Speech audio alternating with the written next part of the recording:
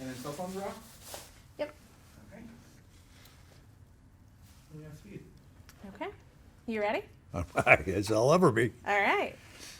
This is Lisa Vallon, archivist for the Southern Labor Archive at Georgia State University, University Library. Today is May 16th, and I am in Hinsdale, Illinois, with Tom Faul Jr., F-A-U-L, who was the directing business agent for Local Lodge 126. We are here today to interview for an oral history for the International Association of Machinists and Aerospace Workers Oral History Project. You are aware that we are sharing this interview, putting it online, and making it available to researchers, students, and other union members across the globe. Yes, ma'am. Welcome, and thank you for agreeing to participate. We'll see.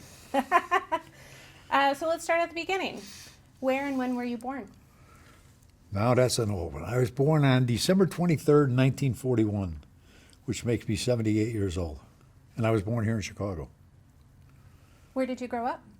I grew up on the west side of Chicago until such a time as we moved out to the suburbs of Chicago in a town called Westchester.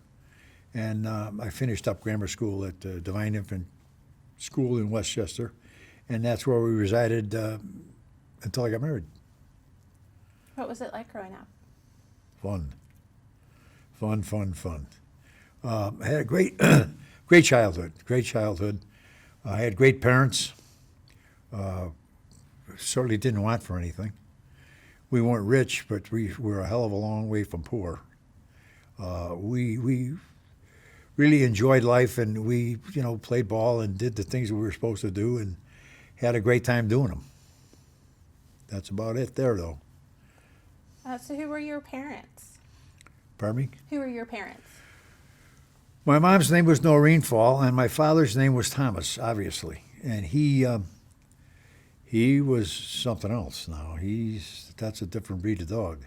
He was the head of our union, Local 126, for approximately 9 years, long before me there. And then he went on to be the secretary-treasurer of the Chicago Federation of Labor for 25 years with Bill Lee. My father was a real sharp guy, sharp guy. And he knew his business, and he did it well. He did it very, very quietly. He was not a limelight type of a guy. So in the position he was in, it worked out perfect. My mom didn't see my father much, because at that time the union business was very time-consuming, to say the least. But again, he was a unique person, to say the least.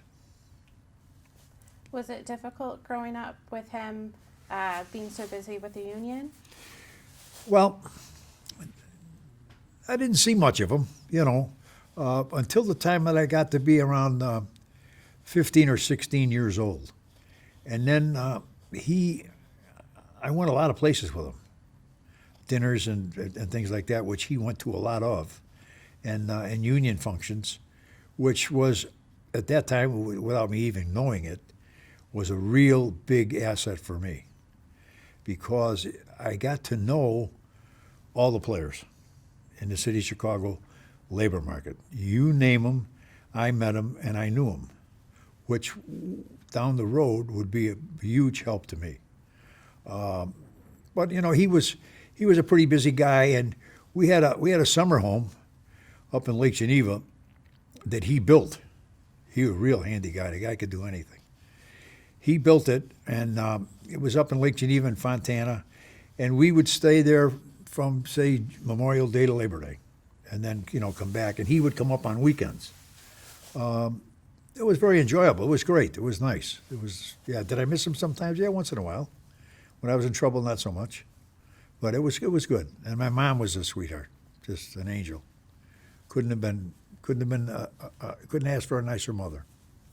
Was she a stay-at-home mom? Oh yeah. We had 3 boys, and she had her hands full, believe me. There was no walk in the park for my mother to stay home. She stayed home and did a great job with all 3 of us. That's great. What did you think of school? Hated it. I wasn't a big school guy, but I did go, and only because my father would have beat the hell out of me if I didn't go. But no, I wasn't a big fan of school. What did your family think about school? They loved it. My father wanted me to go on to college and to be an attorney or whatever. He thought I had the wherewithal to be whatever I wanted to be, and his opinions were a little prejudiced, to say the least. I was no whiz bang, believe me, but I did okay. I did good. I had no interest in college whatsoever, nor did my brother Al. He went from high school into the Marine Corps, and then followed that up with becoming a sheet metal worker, local 73, I think it was. And my brother Terry did go to college. My father would have bought him a home with servants because he did go to college. He went up to St. Mary's in Minnesota, in Winona. So he was the fair-haired child, believe me, by virtue of the fact that he went to college. That was a big thing. But for me, not so much. So after you were finished with school, what did you do next? Well, here's what I did. At the age of 19, I got married. Now, I want you to put this down in big black letters. I did not have to get married. We got married, and I'll be married September 2nd of this year, 60 years. And it was a very good thing for me to do. It was a real smart thing for me to do because if I hadn't gotten married, I certainly would have gotten in a lot of trouble. I was kind of a nutty guy, and this kind of settled me down and gave me some responsibilities, which I really needed. And I wound up with a woman that was a sweetheart, and I've been with her for 60 years, so it couldn't be too bad. And 2 years before that, so we've been together a long time. And I have absolutely no regrets at all, none. How did you guys meet? In high school, yeah, and, in the area. She lived in the town next to ours, and we met. And we, like I say, we were out together for 2 years. We went to the junior prom and the senior prom together, and then we did get married. And I told her, I said, "Geez, whatever you do, please don't get pregnant, because everybody thinks we had to get married, and I don't want those buggers to think that or to know it." So, and we didn't have to, so it worked out great. So it was terrific, and we have 3 children: Sean, Mary, and Jimmy, who are the nicest kids God ever put on the face of the earth, really, because we've had some trying times as of late with my wife's illness. She's come down with, she was diagnosed with dementia 12 years ago. And it's been no walk in the park, I can tell you that.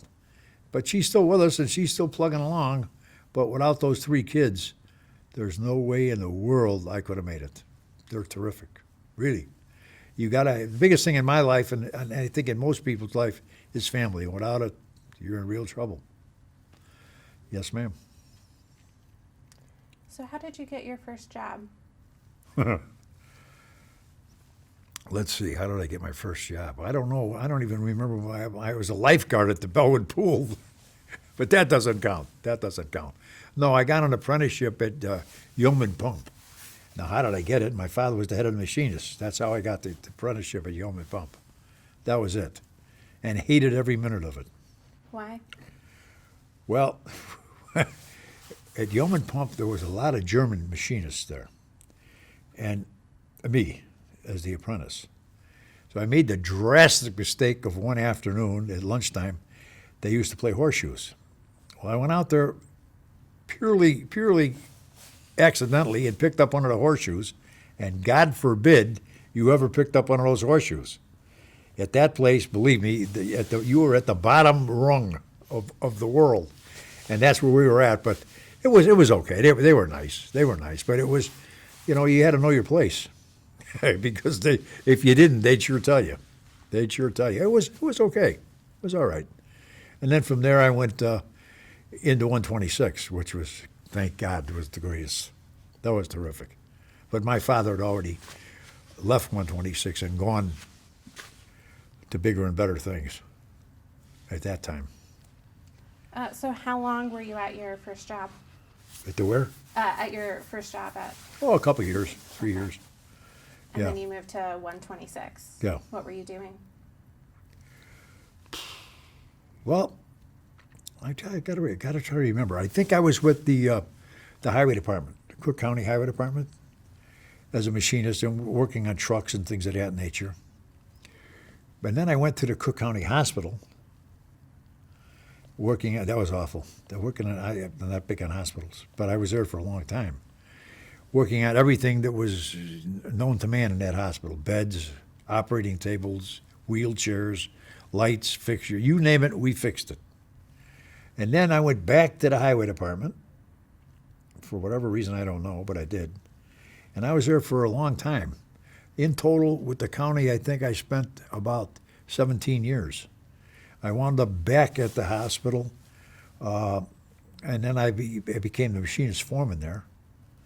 And I had just 8 guys with me, and I had 8 good guys, really good guys, and we put out a lot of work for a little amount of people, and we stayed out of trouble with management and the powers that be for the time that I was there, which again was, I knew all the people, and I knew the bosses, so it wasn't that difficult. And like I say, I had great guys working with me. They were the best, really the best. And then I went to the union after that. I became a business agent with the union at age 35. My boss at that time was a gentleman by the name of John Carroll, who was a magnificent guy. Smart guy. The membership never realized what they had because he was such a quiet, demure kind of a guy. And he never was much for taking bows, but he was really a sharp guy. And he put me on as a business agent. At that time, they were appointed. And we had actually at that time we had 3 officers. We had the directing business representative and the business representative and a secretary treasurer full time. Those were the 3 people that were elected. Well, actually, 2 people and an appointee. And I was there for 32 years. 32 years, that's a long time in a union position. But 2 years after that, he decided to retire. That scared the hell out of me. Being without him, it was not a good idea. I mean, he taught me a lot, boy. I learned a lot from John. He was the best. But I was still petrified that this is not a good idea. Can't you stay around for a little while longer? But he decided he was going to go, and that was it. He left. So then it was my turn. And I stayed there until 2007 as the directing business representative, which that was pretty good. I mean, I think the biggest accomplishment that I was most proud of was that in all the years that I was there was never an election. No one ever ran against me. No one ever in all those years. Nor did they run against any of the slate I put up. Nobody ran against anybody for anything. So, I mean, if they were to have an election, I wouldn't have known how to do one anyway, because we just didn't do it. We just didn't, nobody ran against us. They were obviously, hopefully, they were content. Or if they weren't, there weren't enough of them to beef. But that was a pretty significant thing, because in most unions, and a lot of unions, there is never that long a run where you have the control of the membership and the friendship of the membership to be able to do something like that. But the membership to me were friends. They were real friends. I mean, 99% of them were friends. But again, it was a different time and a different era, and it was a different format for the business manager running this local at that time. You could do a lot of things then that you can't do now. A lot of things. We better leave that unsaid. So you don't want to go into what kind of things? I don't want to go to jail. No, that's not. I'm just teasing. At that time, we had about let's see, what the hell do we have? Maybe 900 people. And I think the maximum that we ever had was when my father was there. I think they might have had maybe about 1,100 when they had a big job out at O'Hare Field. But that was only a temporary thing, and then it went back down to about 800 or 900. That was usually the biggest size of our local. When he was there, though, he had breweries. There was about 57 breweries in Chicago at that time. He had dairies, Bowman and Borden's. He had those. He had a lot of contractors, a lot of different contractors. So he had a lot more people than I ever did.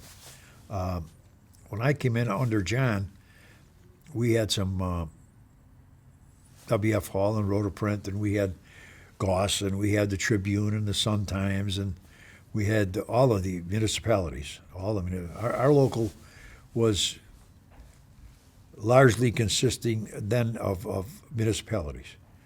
The city, the county, the Park District, Metropolitan Water Reclamation District, and things of that nature. And that's what we had.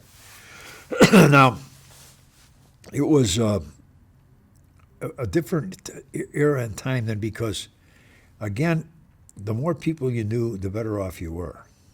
Not only labor-wise, but politically. And like I had told you before, I wasn't a very good machinist. I really wasn't.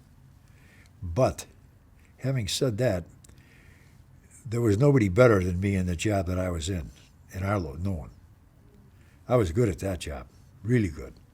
Thanks to John Carroll, thanks to my father, and thanks to the people that I was able to meet and know and be friends with. And back then, when you met these people, you could trust them. And if they told you something, you could go to the bank on it. Now, not so much. Not so much. And if, like I say, in the areas that I was in, there was nobody in our local at that time that could have done better than me. I know that. I know that. And they knew it. They knew it because I proved it 100 times. The International, at that time, I stayed away from the International as much as possible. And I had some great friends there. Tom Ducey, who was the International Secretary Treasurer, and he was a vice president from the Midwest, greatest guy in the world. What a great, great guy he was. George Corpius, when he was the president, another great guy. Great, super people. But I try to stay away from the limelight and stay away from those guys. Now, if they wanted something, believe me, I would do it. But I wouldn't be running around volunteering or wanting to hang out with those guys because I felt more comfortable being where I was at in my own little realm with my little local here. And because the machinists in this area at that time were big. 701 was huge. They had 10,000 members. District 8 had 5,000 members. And here's Mickey DeMope over here. I got 800. But I said, this is nice and quiet. I'd rather be a little fish in a big pond right here with these guys because I could do my own thing. And it worked out good. It really worked out good. From the political standpoint, our local was, whether they want to admit it or not, was the political spokesperson for the machinists in the state of Illinois, especially in Cook County. Because the powers that be in these other locals didn't participate in Navy politics at all, none. We participated in everything, which, again, I had to. I had the people working for the city and all the municipalities, so if you want to do something, you better get in the game. And we were in the game big time, big time. It worked out great for us. And we went from the city running it. When the city finally had it, there was a deal there when you put a person on with the city of Chicago. At that time, you had to get a letter from the ward committeeman of the ward that the guy was coming out of. He had to, and he had to get a letter from the union in order to get the job. And at that time also, there was, they had a certain amount of jobs and we had a certain amount of jobs. And that's just the way it worked out. Well, after a while and after a fashion, we had all the jobs. That was just maybe, just, we'll call it luck. But it was great for us. Now, we didn't need all these letters and all this other baloney. But, so I had a lot of power for a little tiny local, and about who came in and who didn't come out and so forth and so on. So bringing in members, I'll bet you I put 1,000 people to work. Maybe 800 in good jobs at that time. I mean, prevailing rate, pension type, benefit type jobs, the best. And that was a big plus for me. And every guy that came into my local, every guy that came into that job had to meet with me on a Saturday morning. And we talked about the facts of life. And they would come in and I'd tell them cold turkey. I said, now I'll tell you guys, no free lunch here. It's going to cost you to come into this local. And they would say, oh, geez, they were waiting for, wanting to know how much money I was going to put in my pocket. Never happened. 3 things. Come to that union meeting, and if you don't think I'll know you're there, I called every guy that walked in that door by his first name for years. Our union button, which costs $20 a year, and that's the way we participated politically, which in our local, you better participate politically. And 3, if I call you and I need you, you got to come out. And I will never call you and ask you to come out to something that I'm not at, because I'll be there also. Those 3 things, we're all set. That's it. And, of course, everybody was, oh, yeah, we'll do that, we'll do that. And a lot of guys didn't come to the meetings, and I remembered them. I got them. I mean, I wasn't going to get anybody fired or anything about it like that, but I remember the good guys and the bad guys. And there was ways to help the good guys and maybe not so much the bad guys. But that's the way I existed for a long, long time. And that's the way all the unions politically did their thing. And with my dad being in the position he was in, opened a zillion doors for me. I mean, every door with union guys. But you could get yourself in the door, now it's up to you. If you goof up, the door gets shut real quick. Well, fortunately for me, it never got shut because I was friends with everybody. And I made a point of being friends with everybody and doing the best we could do to participate in anything and all the functions that pertained to us. And I had a great, great group of members. When I asked them to come out, they came out. Not just a handful of business agents like 701 would do or District 8 would do, like the Labor Day parade. They would come out with just their business agents walking in. I had 750 people marching in that parade. 750 people from a local the size of ours. Wives and kids and stuff like that. It was phenomenal. But that was because of the membership I had. They were great. We would run dances, and I would get the dances to the point where a break even. We're just trying to break even, and we would charge $25 a ticket, and we would go to the Drury Lane Oak Brook. No, not Oak Brook. The one, the Martinique on 95th. And for $25, you get a prime rib dinner, 4 hours of bar, and dancing.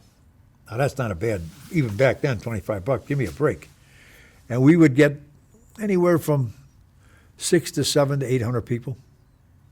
Not bad. Not bad. And we did that for 25 years. And I told them, we had a candlelight bowl. That was hysterical. And I mean, we'd fill the bowling alley. There was 3 couples on each lane, fill the bowling alley. We had a golf outing. We'd fill that. But I told him, I said, no, look, I'm going to tell you right now, the first time this becomes hard, meaning to collect the money, it's over. I'm not doing it anymore. I'm not a social director here. We want to have fun. We have a good time. I said, but I don't have time to be running around chasing you guys for money for bowling. So, again, all those functions lasted about 20 years each. And then, I guess they got tired of doing what they were doing and slacked off a little bit, which was okay. We'd drop off the bowling or whatever. But they all lasted about 20, 25 years, and it was a big social event. Everybody got together. Everybody got to be friends. Everybody had a good time. The wives were out. It was a great thing for the local. It was terrific. And we broke even. Didn't cost us a dime. Not a penny. I would scrounge around to get the prizes and stuff from different people, and Pepsi-Cola and Miller. We had one of our guys' wives worked for Miller. She gave us all kinds of beer and different things for golf and golf balls and things of that nature. It was terrific. Worked out absolutely phenomenal. So those functions helped us a lot. No question about it. Then we had our 100th year. That happened under me also. And again, now we had to raise the price a little bit, but we had it at the same place, and we had about 800 people at the 100th too, but I think we had to charge $50 for that one. But then we brought in Ducey, came in and was a speaker for us.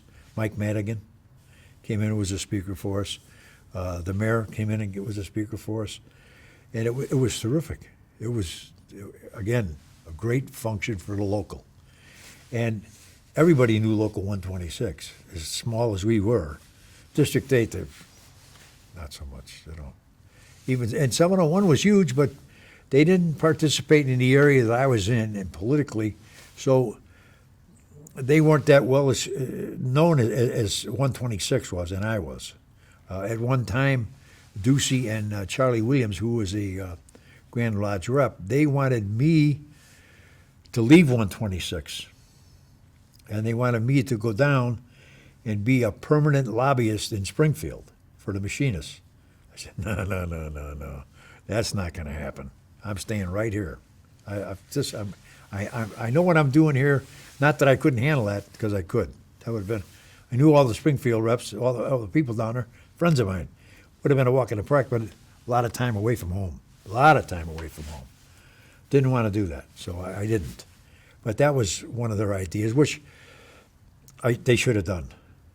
Maybe not with me, but with somebody else. They should have had a full-time guy down there, serving their whatever their ideas and wants were. We should have done that, but we didn't. And then, for whatever happened, I don't know, the international, I started going to conventions when I was, a young guy. I'm trying to think, the first convention was down in Florida in September. Even the Jewish people aren't in Florida in September. Really, it's hotter than hell down there. Brutal. Of course, the machinists were, and the laborers, they were down there also. And I was with John Carroll, and down we go to Florida to the convention, and we stayed. They had it at the Diplomat Hotel in North Miami Beach or Lauderdale. We stayed at the Pan American at 179th and Collins. And John was a very light, white-skinned Irish guy from the South Side. So we're down there. I buy him a swimming suit. We're sitting out in the sun by the pool. And I look over at him. I said, oh, my God in heaven. Like, he's laying on his stomach. I could see blood blisters are coming up on his blood was boiling from the heat, the sun. I said, holy Jesus, I'm going to kill the guy. John, please, let's get out of here. You got to go in the shade. So he did. But, I mean, that was a scary thing. He didn't take the sun well. But he got sick down there. And they had what they call a roll call vote at the convention, which is awful. Awful. They start at number one and they go through the 2,200 different locals. Everybody gets up and gives what they want to do as far as voting. Yay, nay, how many? This, holy Christ, brutal. Takes all day. He was sick, and an issue hit the floor. I don't even remember what it was. But now that means I got to do the voting. I didn't know what the hell I was even voting on. So I looked over to Don Gustafson, who was the head of 701, a very smart, astute guy. So I went over to Don. I said, "Say, listen, which way are we voting on this?" And he told me. And from that time on, I learned what I was supposed to do and not supposed to do. And we did it. I got through it. But, I mean, for me, it was a great career, boy. It was really good, really, really good. I mean, I did a lot of things that I didn't think I could do. And Ducey and that John Carroll, they sent me to Europe. I was on the job 20 minutes. We're going to go to Europe. Now, get this. Hit 3 countries. We hit Brussels.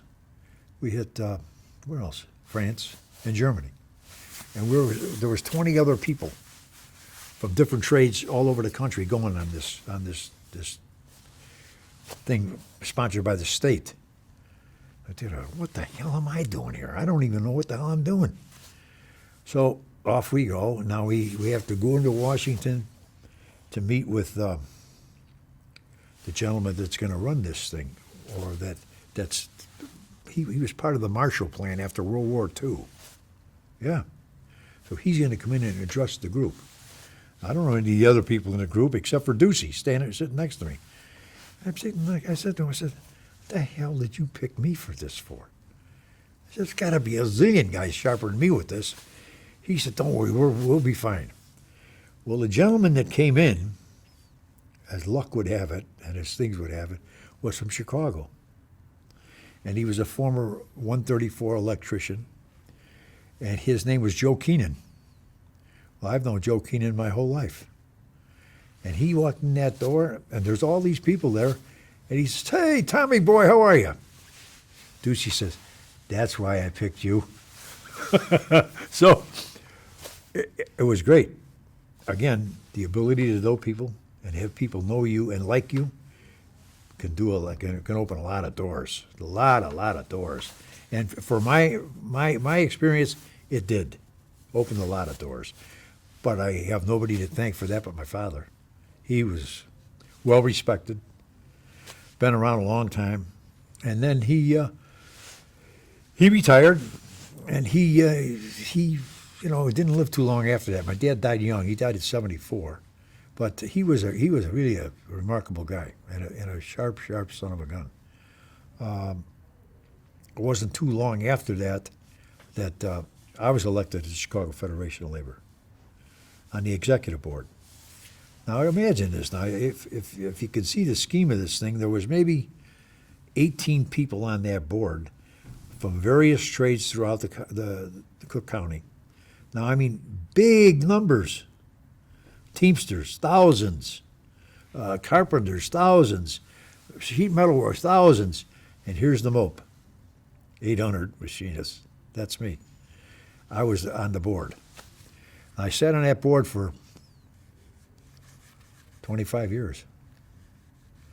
And there was another big plus, because now I knew all of them. And I mean, anything that happened in Chicago labor-wise came from that source right there, first. So I knew everything that was going to go on first before anybody else did. It was a huge advantage, huge. Now, there should have been certainly somebody from the machinists a lot bigger than me, 701, District 8, any of them, but it didn't happen that way. It was me. And again, they couldn't have done it better than me. I don't care who they were, because I knew, all the players. At the Fed, they had a number of different situations where they started a COPE, Committee on Political Education. And they had, in 1986, I think it was 1986, right around that area. Group of the union fellows would sit in the boardroom. Any candidate running for any office in Cook County had to come before that board if they wanted union's endorsement. I was the head of the board. Believe it or not, I was the head of the board. I couldn't believe that myself, but I was. Now, again, on many occasions, I would go into the the president of the Chicago Federation of Labor, and I'd say, well, who do we want to go with? These weren't all my ideas. And obviously I knew the majority I knew all the candidates. But we had, judges. We had a lot of people I didn't know, and they went with the people that back labor. And that was one of the questions. What the hell have you done for us lately? And what are you going to do for us tomorrow? And that was, that was the reason you'd got labor's endorsement, which at that time, even now, I think, is a big thing in Cook County anyway. So I did that, and then when I retired, they put me on the executive board emeritus. First time in 75 years that anybody's been put on that board emeritus, executive board guy. It was me. Now again, 800 guys. You got to keep that in mind. 800 guys, and the rest of these guys came from huge locals, big time people. But they put me on, which I thought was a real honor. That was a real great thing to have happen. But that cope thing I ran for a long time, and we'd have all these union guys sitting around the corners, and I would go to each guy. I said, now, is there anybody here you're interested in? And if there is, then, if I don't have any other direction, we'll try to go that way. And there were some of the people that ran for office that were absolutely hysterical. I mean, you knock your socks off. I had a guy come in. He was going to run for judge. I can't remember the guy's name, but he was brutal. So he comes in and he sends in his form and his resume and so forth. And he's sitting there, and I said to him, I said, I got to ask you a couple of questions here. I said, I see you got 2 DUIs here. I said, you got one in Melrose Park and one in Lake Geneva. He said, yeah. I said, you got to be the worst attorney in the world that you couldn't get out of a DUI in Melrose Park. I said, what the hell's the matter with you? And that was it. I thought he was going to start crying. I said, mister, I don't know if anybody couldn't get out of a DUI in Melrose Park. And you're an attorney, you couldn't do it?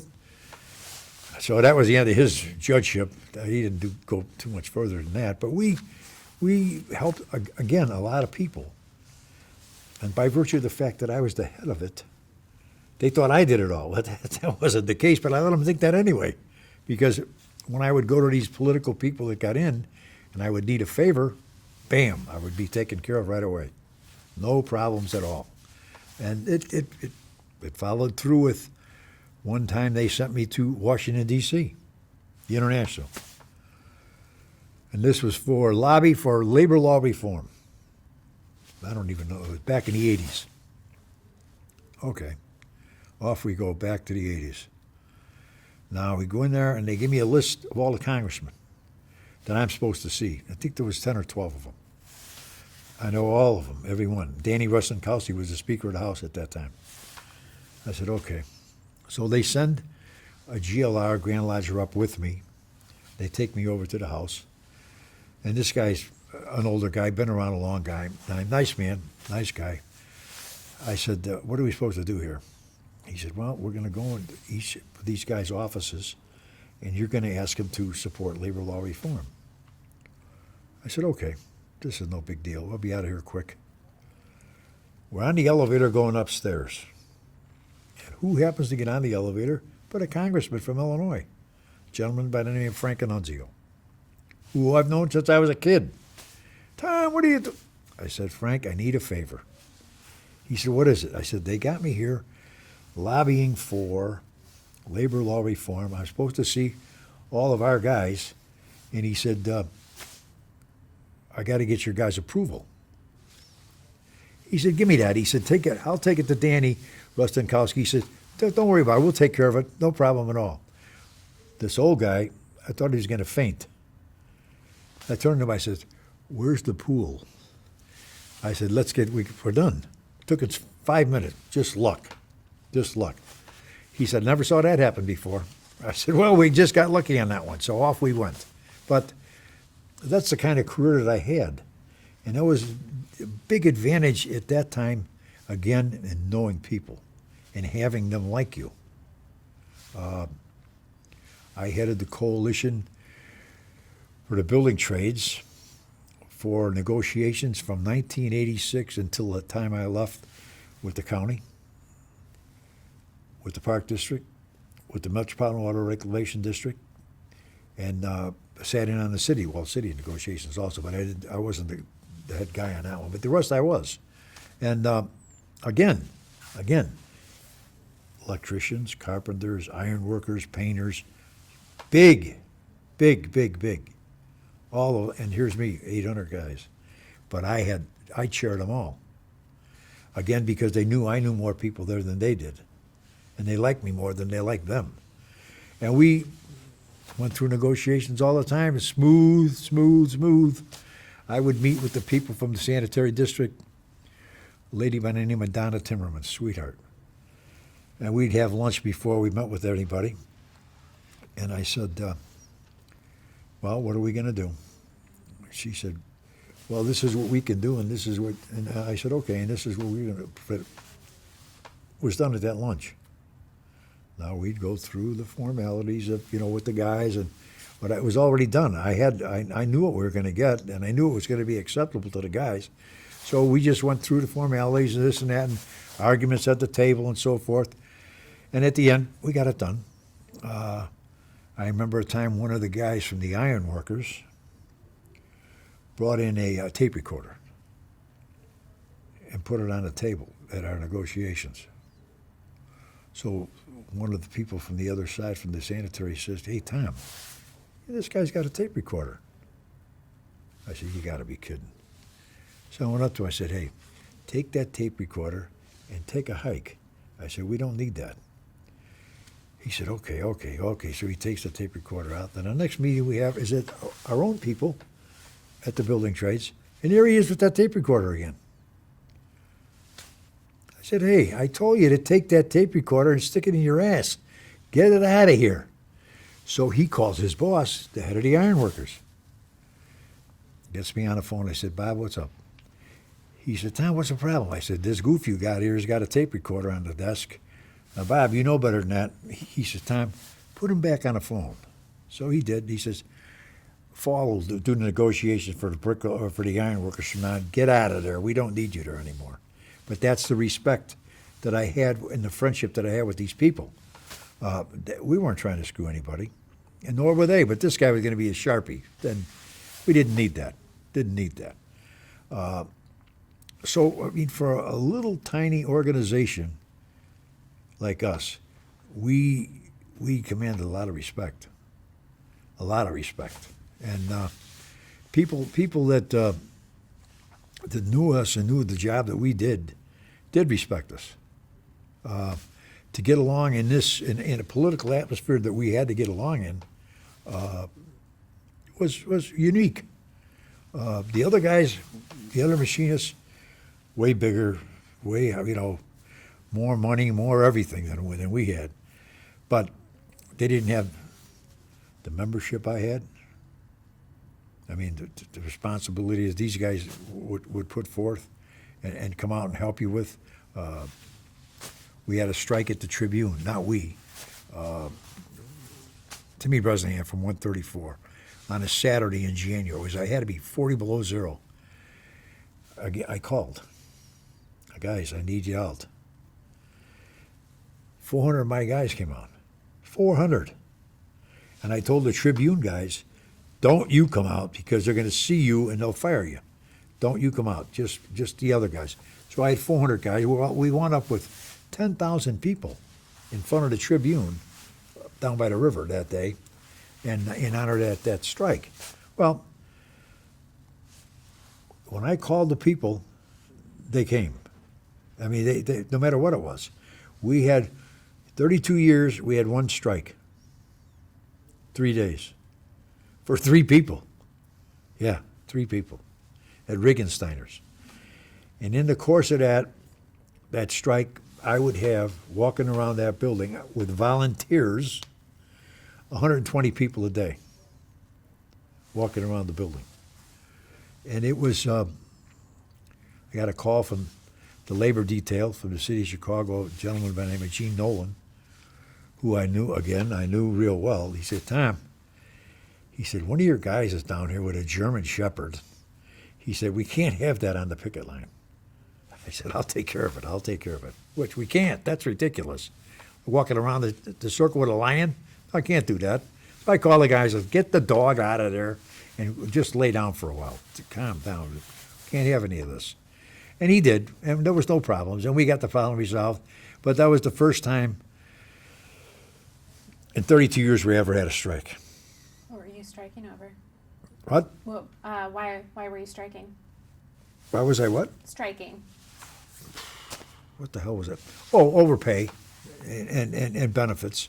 And like I say, we only had 3 guys. There were other unions in there that were way bigger than us. And that was another issue. I had to go to the biggest union in there. I'm trying to think who the hell it was. Harry Connolly was the guy's name that was the head of it. And I had 3 guys. He had 300. So I met with him for lunch. And he sat on the board at Chicago Fed when my father was there. So I said to him, I said, Harry, I got a little problem. I said, we're going to put up a picket line. And I said, I'd sure like to have your guys honor our picket line. Well, he was ranting and raving and, this and that and up and down. I said, Harry, I think you misunderstood me. I'm not asking for your permission. I'm telling you, we're putting the picket line up, and I would like to have your people honor the picket line. I said, now, if they don't honor the picket line, I will go down to the Chicago Federation of Labor in front of the executive board and tell them what an asshole you are. They honored the picket line. There was no question after that what it was going to be. And that's the only time. Now, another issue that I never got involved in too much was arbitration. I didn't need a third party trying to resolve our problem. We should be able to do that ourselves, I would think, and I'd hope. And 99% of the time we did. But I wasn't a big fan of arbitration. That was, I thought, a waste of time. We live on somebody else's decision? No, we could do this. And, we had the Tribune guys and we had the Sun-Times guys. At one time we had Chicago Daily News guys, Wall Street Journal, Goss Company. Now that was something. The Goss Company was huge too. We had a lot of guys that went all over the world erecting printing presses. And they were really good guys. See, one thing about being the head of my local and being the head of the machinists is, number one, these guys that I represented could read, write, and count real good. So there was no conning them. And God forbid you ever tell them a lie. Don't ever lie. One time you're out, that's just what would happen. Now, if they asked a question, they may not like the answer, but that's too bad. Don't lie. And I never did. And sometimes they'd ask questions, and they weren't too crazy about the answers, but it is what it is, guys. You asked, if you don't want to know the answer, don't ask me, because I won't tell you, and we'll go from there. They said that they understood that, and I understood the fact of who I was dealing with. These guys were not a bunch of, smurfs. These were sharp people. And I respected them, and they respected me. And that's how we got along. And I thought it was beneficial for everything and everybody. But I thought it was, a long career. I did good. And I stayed till I was 66 years old. My wife got sick, and she was diagnosed with dementia, so I figured, I got to get out. And that was the right time for me to go anyway. Now, these poor guys got a rough road to hoe, boy. Way harder than I ever had, I think, anyway. It's no picnic out there now. And this kid Ryan's doing a hell of a job, or trying to anyway. And I just hope they leave him alone, because he's a real go-getter, and he's a hustler and hard-working guy. Now, I don't know if this was such a great idea, but he seems to think so God bless him. That's the thing. And Phil, I know Phil for a long time. I know how Phil got on the job. I know who put him on. I know the whole story. But when I was there, I knew every guy on the job. And I made a point of going to every shop, every shift. We had 3 shifts, twice a year. Every shop, every shift, twice a year I would go into. Every shop. I'd be there at 2 o'clock in the morning. Sometimes it'd be at 7, sometimes 7 at night, so I could catch everybody. So that nobody could say, well, geez, I never saw him. One time I was in Vegas for some kind of a convention or something, and I heard the 2 Goss guys were at the newspaper. 5:30 in the morning, I was at the newspaper. And I mean, guys appreciated that. And never, ever, ever let a phone call go by. Don't ever ignore anybody. I would call these guys back, especially I'd call them back on Saturdays. I'd come in on Saturday because then nobody would be bothering me. I'd call them back on Christmas Day. And they would flip out when you did that. And I said, okay, that's good. But I never, ever dodged a phone call. Can't do that.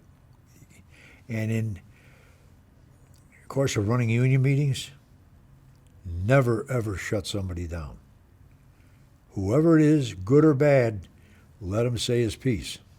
Don't make a martyr out of him. Let him say his piece. And I live by that method of dealing with people, and it worked. If you shut them down, now everybody says, oh, geez, you shouldn't have done that. And I didn't. Let them talk. God bless them. Good or bad, I don't care. And sooner or later, the bad guys would shoot themselves in the foot. I just had to wait long enough, and they would do it. And that's pretty much where I come from and what I've done. I was elected to the Maritime Trades. I don't know, but that was a ridiculous thing. It still is. I'm still involved with the Maritime Trades. How were you elected? Huh? How were you elected? I was more or less appointed for 25 years. They had elections, but nobody ever ran against us there. Of course, now remember, there was no pay involved. No pay, you didn't get paid for it, but you only met like 3 or 4 times a year, 3 lunches and a golf outing, and you had to work to promote the golf outing and so forth. But for me, it worked out great, because what they would do is, I went to the AFL-CIO convention in February all the time, and they would pay. They would pay, not the machinists. They would pay. I'd go for the Maritime Trades for 3 days prior to, and then I'd stay for the AFL-CIO thing. Not that I was sitting on it, but I would mingle with all those guys. The Chicago Fed would have a big dinner down there, get to meet more people. Who the hell came in there? Buffenbacher was in the Chicago. We were in the Fountain Blue, and he had come into the room we were having our dinner in. And I know Tommy. He was really always been nice to me. Always been nice to me. And he said that I saw him. I says, "Is there anybody in this room you want to meet? Anybody? The governor, whoever there is, I'll get him for you and introduce you." He said, "You know, Tom," he said, "we need more guys like you." He said, "No," he said, "it's okay." I said, "Tom, I got them all." He says, "I know you do." And I did. I did. And the first time I had ever met him was at the 96th convention in Chicago, which was, that was a doozy. How so? Well, Illinois was the host, or Chicago was the host. So they put Breen as the chairman. Breen was the business manager from District 55 out west of Joliet. Big thing, that's good. That's good. So he called on me to do different things and called on other people to do different things. And so it was my job, and a gentleman by the name of Kenny Ford. He was a business agent from 113, a black gentleman. Great guy. Class guy. So he says to me, "We want you to get people coming in to greet us, the mayor, politicians, and so forth. Get those to come in. We need somebody to sing the national anthem in English and in French." I said, "Oh yeah, that ought to be easy." And then, just, it just, the opening ceremonies were up to us. I said, okay. So I said to Kenny Ford, I said, where the hell are we going to find somebody that can sing the national anthem in 2 languages? He said, I got just the person. Get this. He's got. I said, Kenny, if we screw this up, it'll be in front of the whole convention. You're sure this lady can sing? Tom, believe me, she can do it. Well, goddamn, she was great. And she did do it. Oh, it's terrific. Unbelievable. So now it was up to me to do the rest. Well, I had the opening thing. I brought in the Shannon Rovers. I don't know if you ever heard of the Shannon Rovers or not. It's an Irish bagpipe band and drum. They brought the convention in. They make more noise, for Christ's sake, than the Lake Street L. These guys never saw anything like it. It was terrific. Now we get there. Let's see. I had the mayor. I had the head of the Chicago Federation of Labor. I had the police chief, the fire chief, Louis Gutierrez, Mike Madigan, and 2 other guys. And George Corpius was the president at the time. Bad part was that when these guys came in to talk, like Richie Daley, and he was directing the conversation to me. Oh, Tommy Faul. So George nudged me. He says, hey, whose convention is this? I said, I didn't tell him to do this, George. I said, and then Gannon from the Fed, they all were, Tommy, oh, geez. George is the president. So, but he got a kick out of it. He really got a kick out of it. But it went over great for Chicago and for 126. Again, 800. We did it all. They had, I had to go up and bartend. Everybody had a bartend one night in the hospitality suite that was run by Breen. So I picked Saturday night. So I get up there, and I tended bar for 15 years. It's the second job downtown when I was working at the trade. So, I mean, tending bar to me was like second nature. So I get up there, set up the glasses, everything's all set. Smooth as silk, no problems. Everything went smooth. Well, he couldn't get over that, how that worked out. Then Breen wanted a restaurant that he could go to with people from the convention where he could run a tab for a week. Well, that's pretty hard to do, run a tab for a week. I said, I got just the place. So I met him down there on Saturday before it opened up. Place called Cereso's, Artie Greco's place. So in we go, and I said, Artie, this is what we need. I said, we got to run a tab for a week. So he tells him what he wants, this and that. No problem, we'll do it. So Breen says, well, here, you want some money down? He said, no, I don't want any money down. He said, how can you do it? I said, that's for Tommy Faul. That's why we could do it. His word is good as gold. Worked perfect. Again, 800 people. That was a big key, boy. We were the littlest guy on the map, and we did great. So we're sitting in a room where I first met Buffett Barker, and I didn't know who the hell he was. Otherwise, I probably wouldn't have said what I said. They're going around, and they're going to say now, well, we should get jackets and stuff like that, coats. I raised my hand. I says, hey, let's quit volunteering. We do what they ask us to do and shut up. I said, coats. You know what a pain in the ass that's going to be, getting coats for all these people? This doesn't fit. The sleeve is too short. Buffett Barker says, got a good point there. I didn't know he was the vice president. I said, yeah, all we can do is get in trouble with these joke coats, but they wouldn't got him. I said, oh, geez. The convention turned out great. It turned out great for us as a local, and for the machinists too. They did great. It was terrific. And I had some close ties, like I say, with the upper echelon. They had that school that they have down in Silver Springs, wherever the hell it is. I hated that. I didn't go. I went there twice. No. And I got to be friends with the guy who headed it in 2 times. So he and I would sit out in front and smoke a cigar, and that would be the best time of the day. And they had great food there.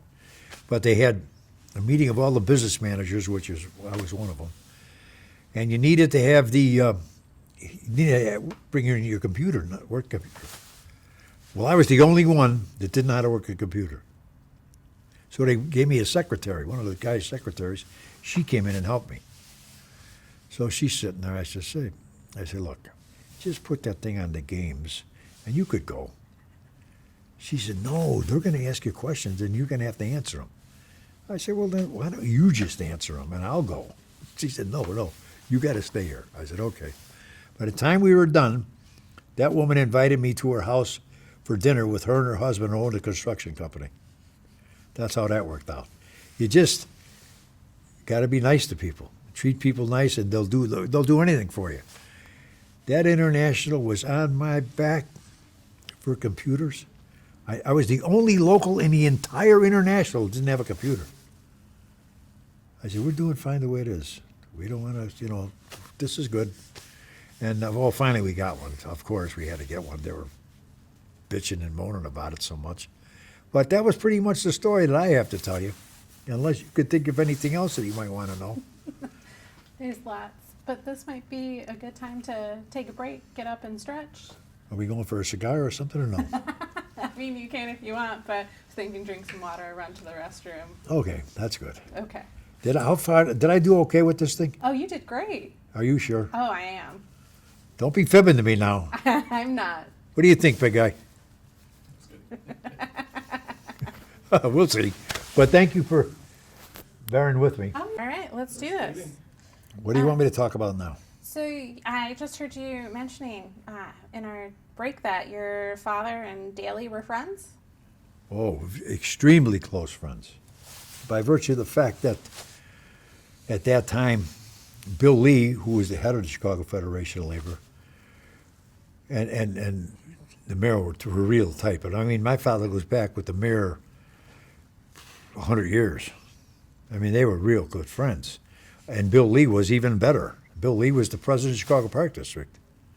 And like I say, at that time, I got to tell you, it was predominantly Irish. I mean, all those big union guys that I can think of, every one of them was Irish.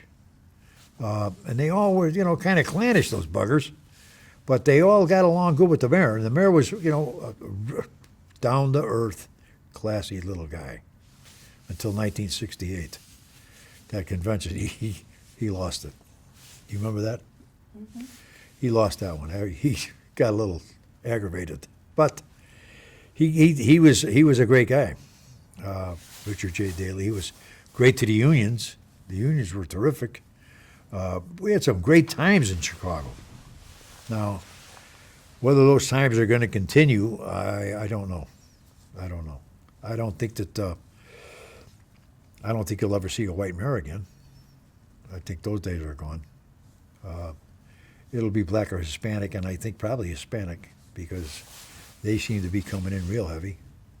I was glad that this little lady won. I think that she's an intelligent little thing, and I hope that she does a good job. I wasn't crazy about Preckwinkle at all. This lady, I think, will try to do good. I hope she does great. I really do. But there's so many. You'll never see what I had the advantage of staying that long. That's not going to happen anymore. It's just not. It's too hard. And there's too much competition. There's some great guys still down at Chicago Fed in union positions. Jimmy Sweeney from the engineers and a number of people. Terry Hancock from the Teamsters. They're young guys. They'll be there because they run a good shop. They run a good crew. And they know what they're doing, and they're smart. Jimmy Connolly from the laborers. See, I know them and their predecessors and the people that were there before the predecessors. So, I mean, that, again, a big advantage. That was a big advantage for us. But I owe that all to my father.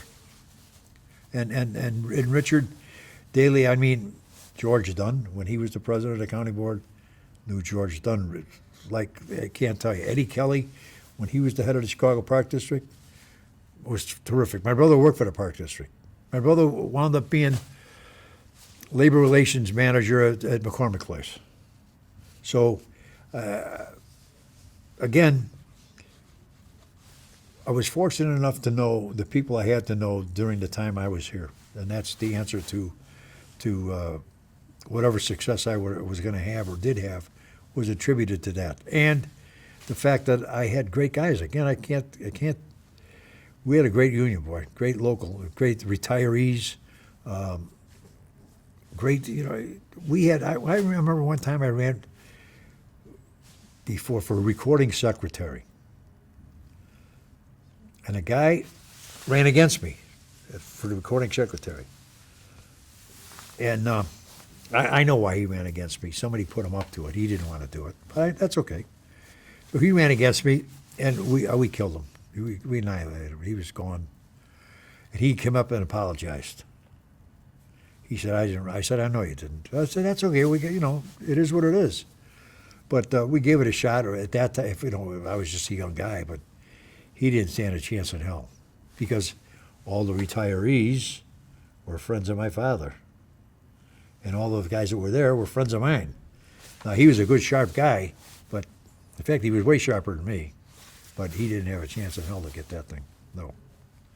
That wasn't going to happen. And the other elections, I would try to put a slate together that represented every place we did business with. A guy with the Tribune, a guy with the Sun-Times, a guy with the city, with different departments in the city, police, fire, this and that, so that every department was represented as an officer in the local. That way, everybody had their foot in the door, so to speak. And we would run as a slate. And I would tell them that. If anybody's got opposition, we all have opposition. And I said, of course, we never had that. We did have one time where we had I shouldn't say this, or maybe I shouldn't say this, but I'm going to say it anyway, to hell with it. We had nominations. And one of my friends, or one of my members, was half stiff, and he nominated somebody against one of the people who we nominated. So I didn't say anything. It was fine. Nominations were close, so now we've got one election, one confrontation. So I called my friend up. I says, hey, what the hell are you doing? He said, well, I thought it was, no. That's mistake number one. You thought. No. You didn't think. Otherwise, you wouldn't have done it. I said, here's our slate. This is what we're going with. Why are you putting this poor guy in a trick bag? I said, there's no way in hell he's going to win. And I said, it's going to cost this local a lot of money to run an election that's a no-brainer. He said, yeah. I said, now you know what you got to do? He said, what? I said, you got to go back and tell him to decline the nomination. And he did. The guy did. And he knew he couldn't. I mean, it's impossible. When you go with the slate in a small little group like this here, and you got representatives from every shop in the organization, it's pretty hard to beat you. Pretty hard to beat you. So, again, we didn't, even like people that go to conventions and stuff, we never had an election for anything. Not one. So that was good, because elections cost a lot of money. Got to have people there, got to do this, got to do that, got to run this, got to get machines in. It's a pain in the neck. So I never had that trouble, thank God. Thank God. And I mean, I was a precinct captain when I was a kid for the Democratic Party out in Westchester, which in Westchester was a rare breed because they were all Republicans, and me. But I used to be able to, I knew the neighbors, knew the people. I used to be able to get them to go for one candidate. So I'd pick out the one that I wanted, that I thought I might have a chance of winning, like, say, George Dunn. I'd say, look, just give me the one. And they would, and I'd carry George Dunn. But other than that, not so much. I wasn't going to win. I was going to set the world on fire with the Democrats there. But I've been a Democrat all my life. And we're stuck with our friend now, which I'm not going to get into that, because I think we're in a lot of trouble with him. I don't know what you guys think, but it's not good. He lies too much, that son of a gun. lies. Jesus. And I mean, sooner or later, it's going to come back and bite him in the ass. It's got to. It's just, he's a nasty guy. But other than that, I think that this little local, if they keep this Ryan and leave him alone, he's a working fool. He really is a hard-working kid. And let him do his thing, they'll be okay. If they don't, they could go down a drain. I mean, the machinists, I don't know what they are at now, but I remember in the 50s, they were 1 million strong. 1 million. Yeah, 1 million. Now, I'll bet you they're not 400,000. I'll bet you they're not. I remember when the Chicago Federation of Labor was 500,000.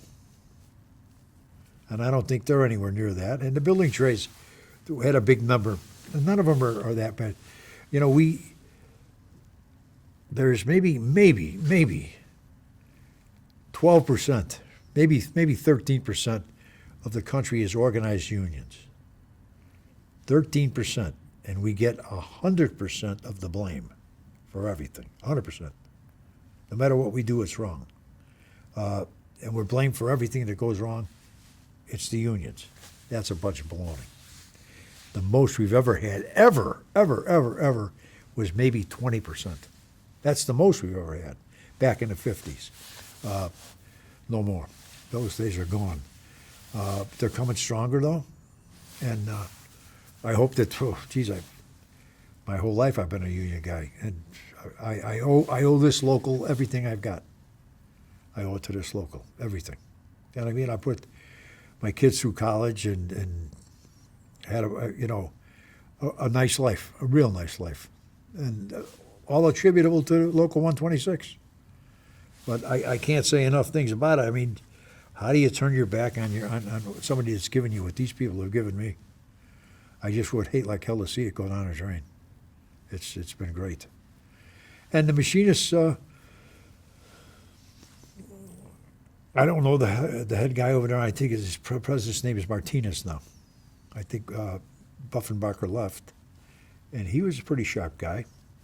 And but I mean, I've seen guys with these people that were comical. When I went to my first convention, Red Smith was the president, and Red wasn't the sharpest guy I've ever seen in my life, but he was a nice guy.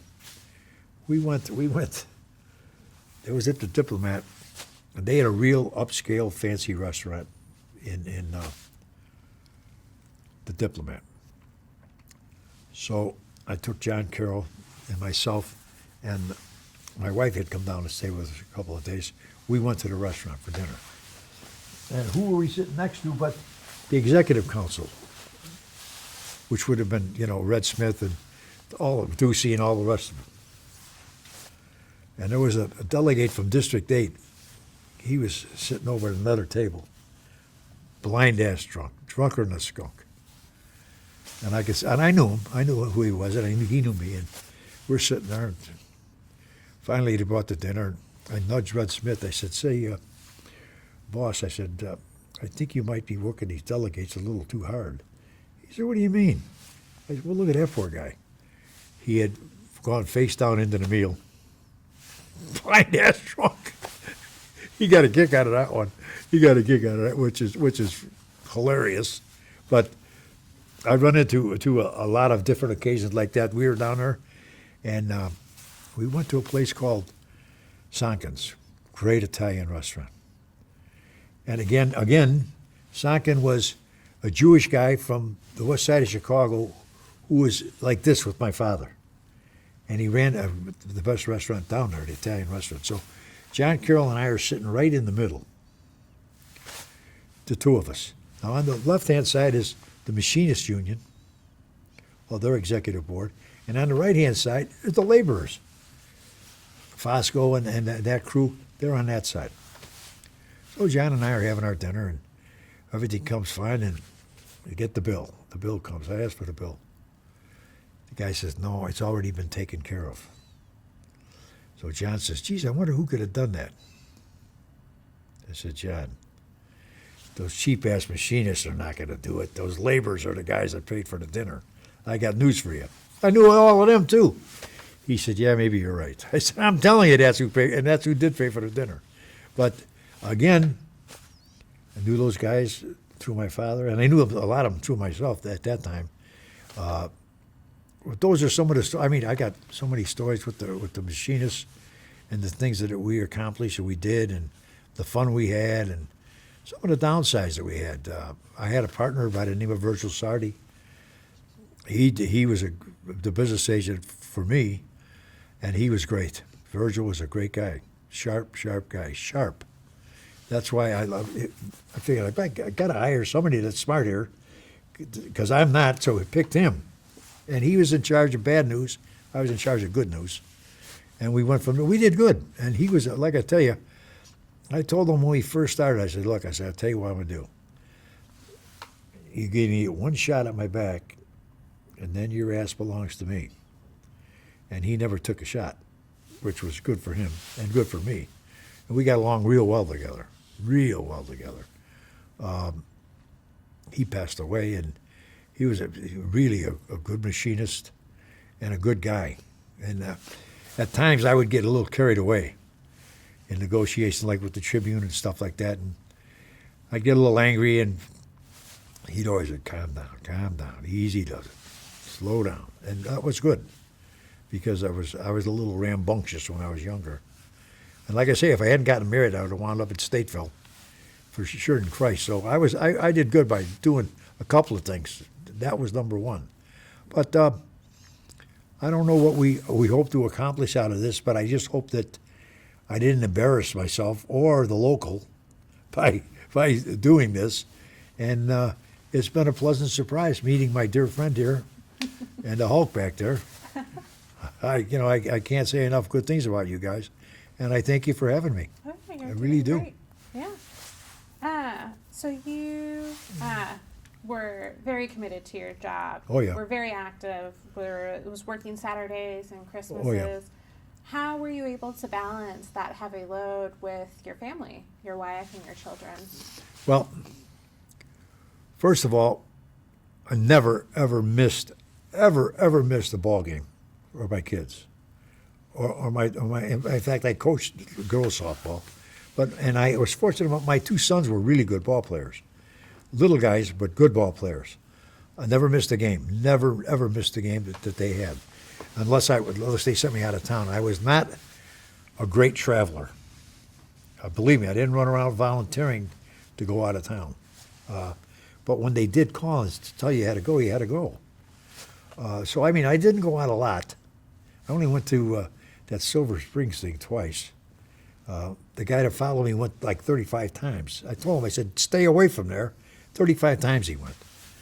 But it was a situation where Saturday mornings was good for me because there was nobody in there. When I was in there, the phone would always ring. But on Saturday mornings, I would go in and I'd call back everybody. Anybody that needed a call back, I got called back on. Or, like, Christmas Day, kids open their stuff. I'd shoot in here. I lived only 5-10 minutes from here. I'd shoot in and make a few phone calls or do what I had to do. And it never, ever interfered with my family life. Never. I wouldn't let that happen because my wife did a phenomenal job raising those kids. Oh, boy. Really, really good job. Now, my daughter's the head of national advertising for NBC. Wow. Oh, yeah, she's heavy. And the other two are doing real well, too. So she did a good job, I'll tell you. And I enjoyed my kid. One kid went to Wisconsin, up in Madison. I don't know what the hell he ever accomplished other than maybe having the greatest college life of anybody in the world. Yeah, that was hilarious. He had called me one day, and he was a real smart guy. He went to Falmouth High School. He was a real smart guy, National Honor Society, all this stuff. I don't know where the hell he got that from, but he gives me this stuff his freshman year. He says, this is not like high school, Dad. He said, it may take me a little longer to get through here. He said, oh, I said, oh yeah. I said, what are you figuring? He said, well, maybe 4.5 or 5. I said, Sean, I said, here's the deal. Stay as long as you want, son. God bless you. I'm paying for 4. Now there was a complete turnabout and reversal in his mood then, and we got it done in 4. But he was, thinking that the mope was going to go for another year, not going to happen. So he gets up there and he calls me one day and he said, I just made the cheerleading squad. I wanted to cry. I thought the kid was gay. I said, oh my God, what did you do? I said, Sean, are you nuts?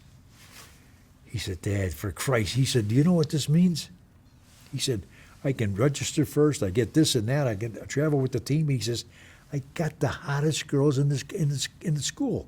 I said, thank you, God. Thank you. Thank you, Lord, for that. Well, again, he had the greatest college career of anybody that I have ever heard of. Now, what the hell he learned, I don't know. But he had a good time up there. And he's got 2 sons that are both, well, get this one. One graduated from Indiana, and he lived down in Wicker Park. The other guy's a junior in Indiana.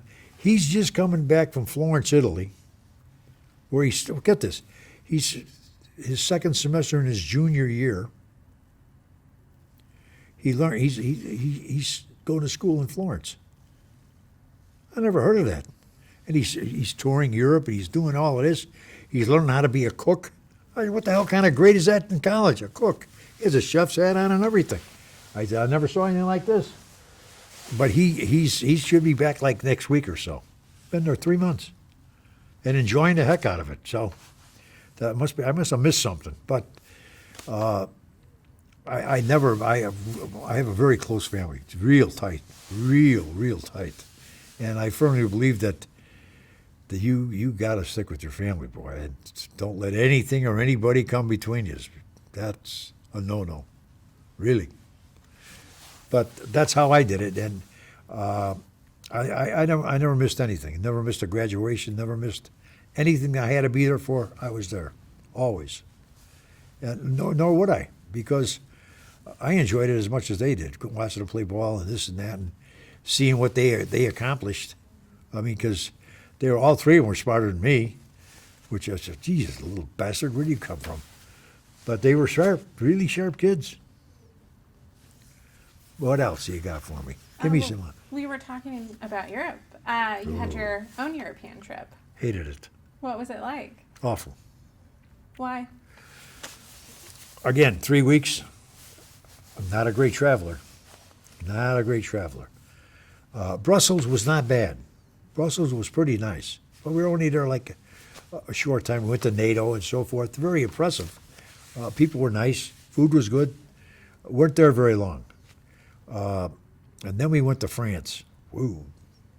That is the armpit of the world. Those people are nasty. They don't like us at all. Their food, they're supposed to be so great, is horrendous with all those sauces. And they had a sauce for everything, for Christ's sake. But, I got to see Notre Dame Cathedral, the art of, the Eiffel Tower, things that I never would have seen before. But the people were not nice. Now, we're supposed to go in and talk to people in the factories and so forth and so on and ask them how are things going with you? How is your life going here? Like as if they're going to tell us. Well, it didn't. It went over like a lead balloon. That didn't go good at all. Now we go marching into Germany. That was the nicest one of all. People were great. Food was outstanding. I had one little issue with a couple of guys there, but going to a German factory, how are things going? Oh, it's the greatest thing in the world. Not a problem in the world. I said, I'll be a son of a gun. Way to go. Now, remember that all the unions in Germany are run by the country. Well, they're not going to say anything bad about it. Are you kidding me? Everything is wonderful. I said, okay, that's good. But in my tours of Germany, I get a bus driver that's taking us around on these tours. And he's telling me about how bad we treat the blacks in this country. I said, yeah, you're probably right about that. We do. It's not right. You're absolutely right. When he's going on and on and on about this, I says, by the way, how do you people treat the Turks? I said, you do the same thing we do. The only advantages you have is you throw them out after 6 months because they can only stay here so long, and you get rid of them. But until that time, for that 6 months, you ride them like to death, and they do. That's the black people in Germany, or the Turks. They do all the menial jobs that the other people don't want to do. Well, he got pissed off. We were going to drive the bus into a wall. And then I went across to East Berlin. That was a lot of fun. I almost got shot. How? Well, when you walk across there at Checkpoint Charlie, the guy told me, well, when you go across, just don't stop, keep walking until you get to the other side. Now, cars are coming out, and they're doing this with the mirrors underneath and checking this. So naturally, I stop and watch them. And one of these guys on the other guards start yelling at me. So naturally, I had a few words with him. And the guy says, hey, that son of a bitch will shoot you. I said, well, that's good news. Why are we going here? I don't even want to go here in the first place. So we get over there, and it's huge. I mean, it's huge. They got big stores like Marshall Field's. Nothing in the store windows. Nothing, not one thing.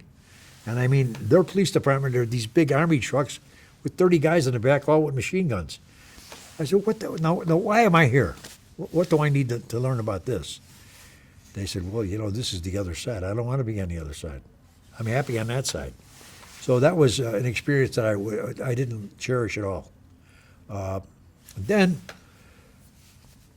a friend of mine that I had gotten to be friends with from Michigan, one operating engineer, I said, we got to get out of here. This is like doing time. So we did.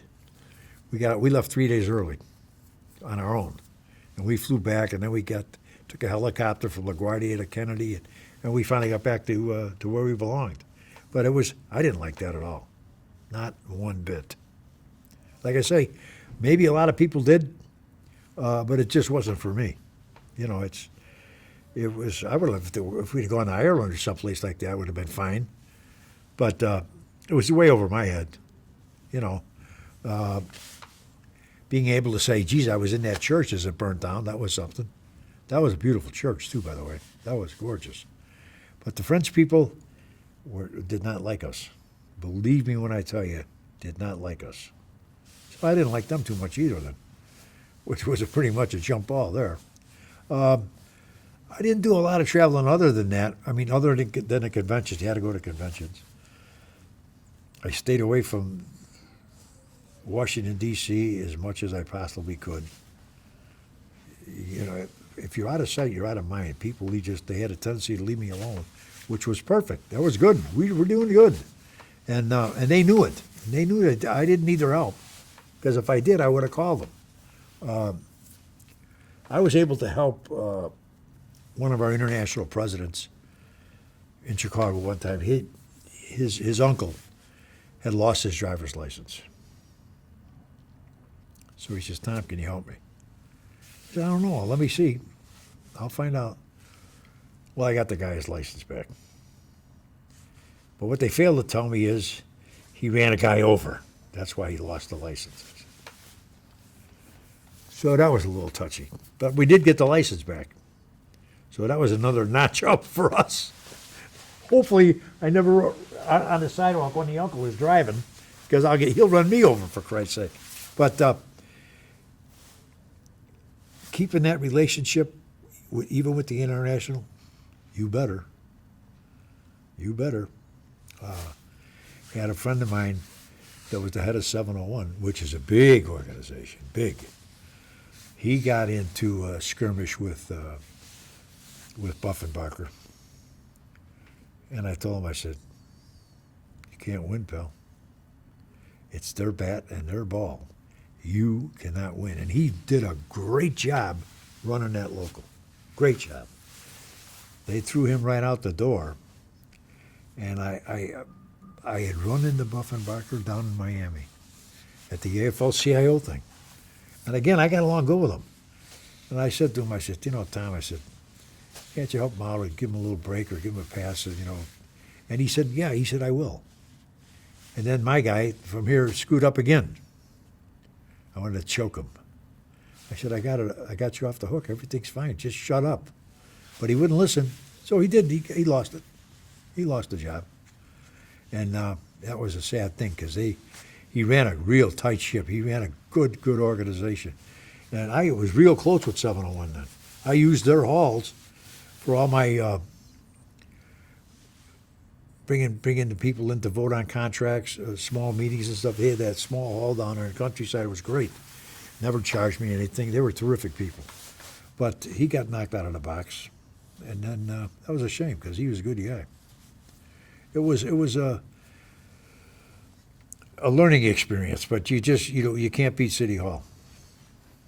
It's not it just doesn't happen. And you still can't beat City Hall. That's what these guys got to learn. I heard that there was occasionally some issues between 701 and 126. Oh, a long time ago. That's not when I was here. I got along good with them.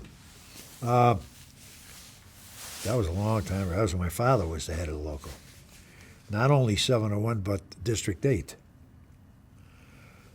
I think McDonough was the head of District 8, and Burroughs was the head of 701. And they wanted 126 for the prestige and for the political stuff, for the jobs and stuff. They wanted it. Now they were gonna muscle my father out of it. Not gonna happen. That was a big mistake. So they had a meeting, I think, from what I was told, in District 8's office down on Cicero and Madison. And when they came in, McDonough, I think that was Bob. I thought his name was McDonough. What the hell was his name? Anyway, he was an Irish guy.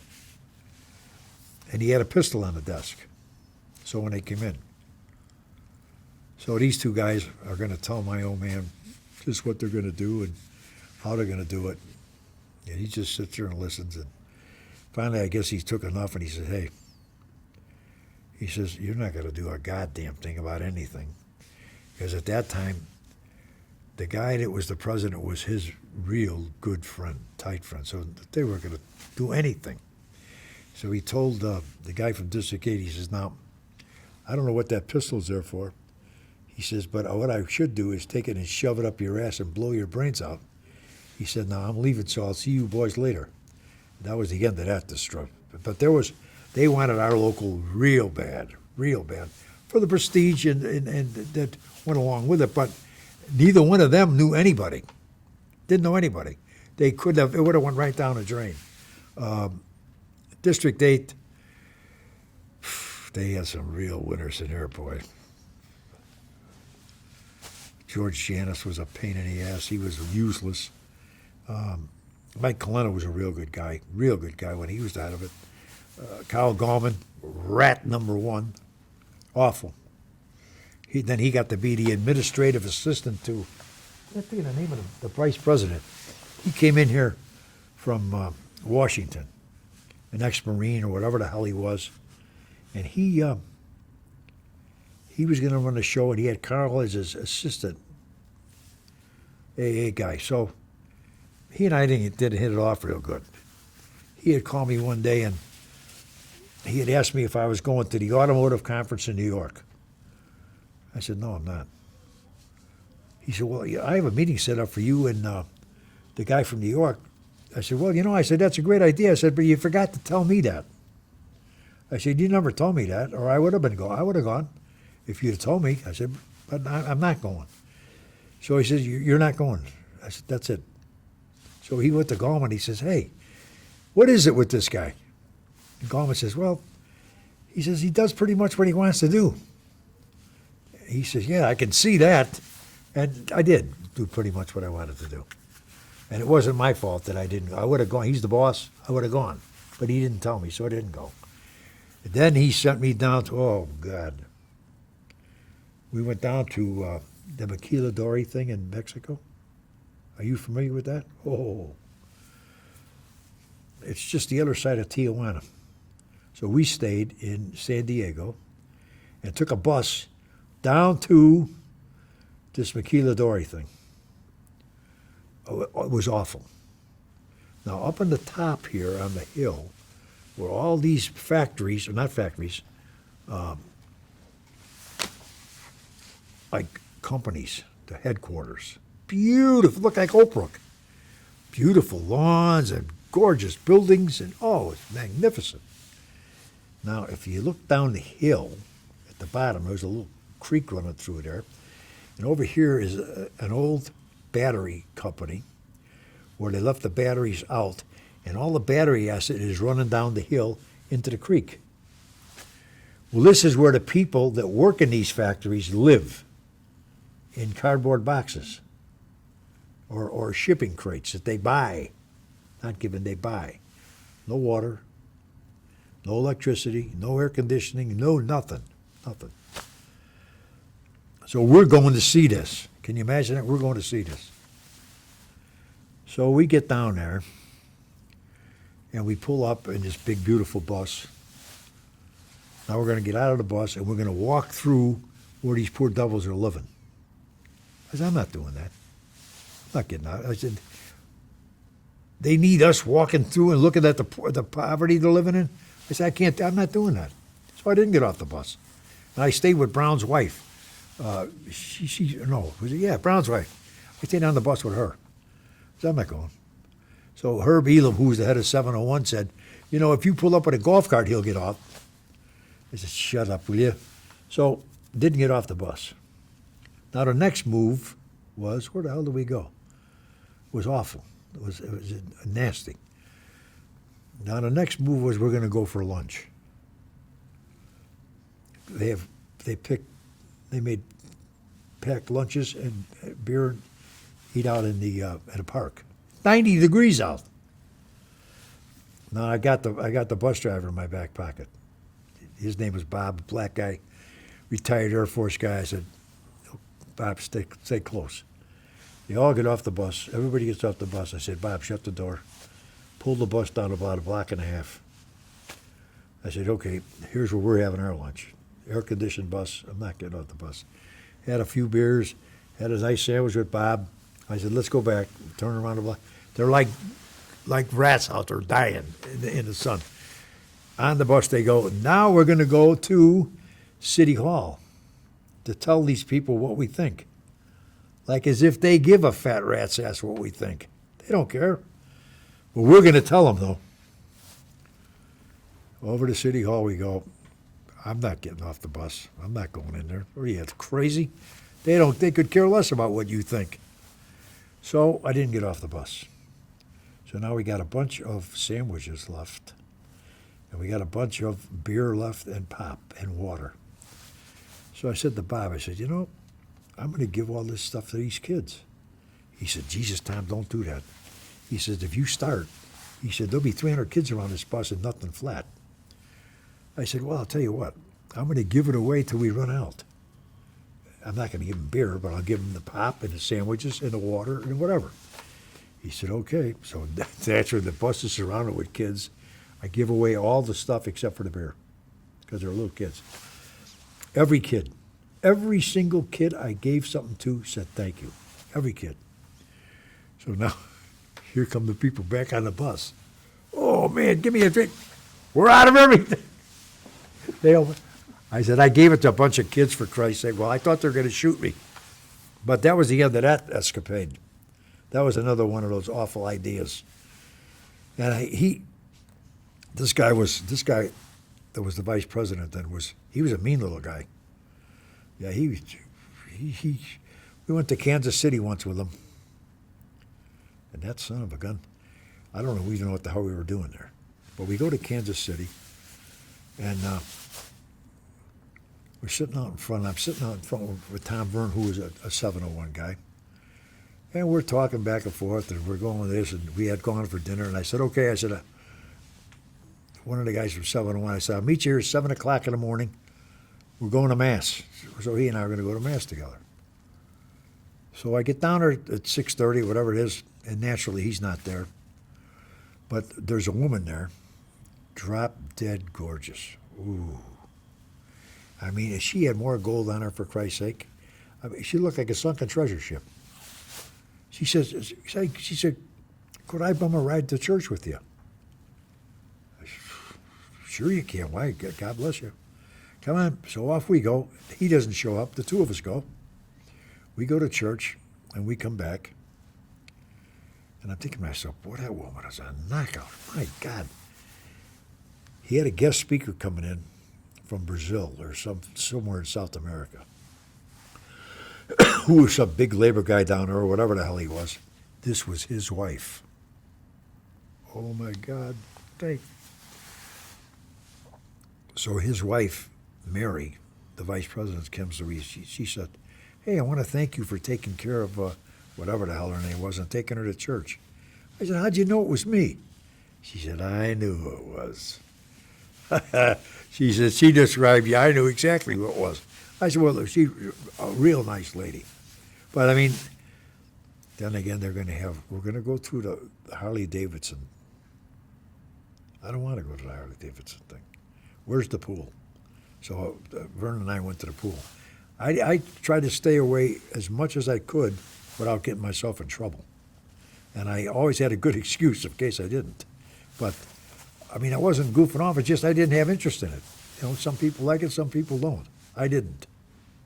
That was the extent of my situation over there. But the best guy that I ever met from the International was Tom Ducey. Boy, he was from here, and he was the best, boy. He was familiar with what we did. He left us alone. He knew we knew what we were doing. If he called, we came. Believe me, we came. He was a great guy, just super. But, you know, all good things have to go by the wayside, and he passed away. We missed him a lot. Great guy. But our relationship with District 8 was never one of a lot of love. I can tell you that right now. I hated Gallman. He left. I don't know where. I hope he gets hit by a bus. I don't know where he's at, but he's awful. They didn't like him. Nasty guy. I'm a very. If you're my friend, you're my friend, and there's no in between. And you don't stick it in your friend's ear.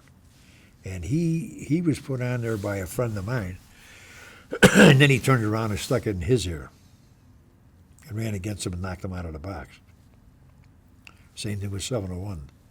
Denny Jaywar was the head of 701, and Sammy, the guy that's the head of it now, knocked him out of the box. And then he met with me for breakfast to explain it to me, why he did this. Now, I mean, he didn't know me an explanation, but he did. And I told him at the end, I said, look, you're a piece of shit. You're a rat. You put him in a trick bag, and you had him with no other decision but to retire. I said, you did what you did, but let's just, call it what it is. And that's just unnecessary as far as I'm concerned. He's my friend. He always will be, and you will never be. I said, I wouldn't trust you with anything. And we let it go at that. But, again, when Herb Elam was there, and Tommy Vern and Denny, we got along famously, really, really good. Got along great. Now, the guy that's running District 8 now, this Steve, what the hell is his name? Jones, I think it is. Big, heavy-set guy. Nice guy. I met him a long, long time ago at one of those functions. A sharp kid, really sharp kid. Now, I don't know how much he knows about Chicago, though. I mean, he might be like a duck out of water here. I don't know. But I'm sure he'll be smart enough to figure it out real quick, if he wants to. If he wants to. But that's the guy that's the head of District 8 now. And like I say, I have met him, but I don't know him that well. So I don't know what's happening over there. So you had talked about how the union was politically active. How were you active? I know you developed relationships. Well, that butt money I mentioned, Mm-hmm. that was, we participated monetarily as best as we could. Now remember, again, we're small. So I mean, I couldn't go down there and give them $10,000, but I would give everybody as much as I could. Like we'd have a meeting prior to elections, and we would invite the candidates to come and address the meeting. And I would make sure that the hall was full. Now, when I say full, I mean standing room only. And I mean, I'd have 200 or 300 guys in that hall. And we'd bring the candidates in, and they were very impressed. And anything we could do to help them, we would do. Now, again, I didn't get that much dough in, so I couldn't give out that much money. We just didn't have the dough. Some people, after I left, tried to give away way more money than I ever would have given. I'll tell you that, because I couldn't do it. But I was able to keep friendships. And again, if they called and wanted something, you know, could you give me a couple of guys for a phone bank? Could you do this? Always did it. Always did it. So, I mean, they never could say, well, Faul didn't help. Oh, no. I helped anybody and everybody that helped us and made a point of it and made a lot of friends doing that. And they'd come every time they want to come before us. Again, a little local, they wanted to come before us. We were number one, believe it or not, that they wanted to talk to, which I thought was terrific. And we impressed a lot of people by the virtue of the fact that the numbers we had and the support that we gave. But our guys, if there was a parade, we were there. And I mean in force, not a couple of mopes walking a dog. We were there with a lot of people. And we were very impressive to people that, they said, Jesus, look at the size of this outfit. And I mean, I made a point of it. We were in the St. Patrick's Day parade one time. We brought in a band which they couldn't get from somewhere down south in southern Illinois or somewhere. The band was the best band they had. We won an award. For 1 year. I said, that's it, we're out of the parade. We can't do any better. We won an award. Let's stop here. And because that one area you had to watch out for, because guys that get stiff down there, and you can't, that's not good. That's not good. You got to, you can't be getting guys getting drunk all the time and coming home. Wives get mad at that shit. So we stopped that, the St. Patrick's Day parade. But we won whatever the hell we won. And it was good. We did good. But anytime there was a candidate, or if they wanted help, or if they wanted to assert their meetings, or they needed to solicit information, we did it. And not just for one or two, but for everybody. And I mean, made a point of being there. That's the key. If they can see it, they know you're there. If they can't see it, look out. So always stand up in front for a while, then get to the back of the bus. Were there political repercussions for the Tribune strike? No, because, well, there may have been at the top, but there certainly wasn't at my level, because I was way down. The thing wasn't, I was just a participant. But I mean, they brought out the horses and stuff like that.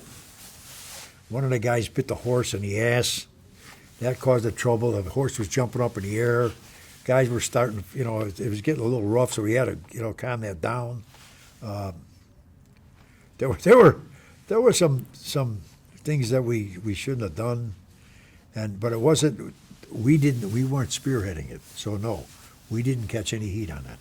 Who spearheaded it? Local 134, Timmy Bresnahan.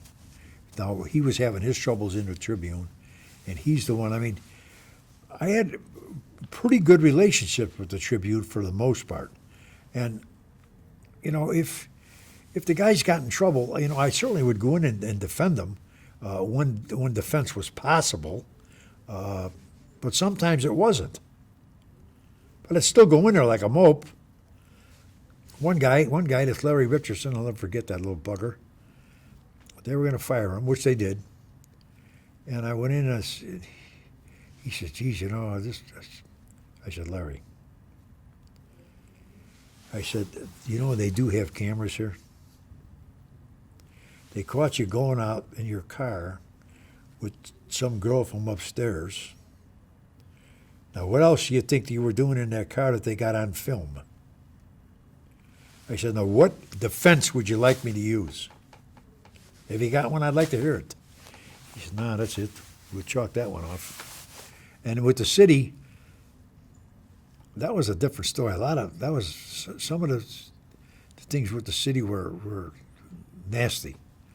I mean, some of the guys that were put on by politicians and so forth, say at Fleet, for example, Adrian Kane was the labor relations person there. She and I didn't get along very well.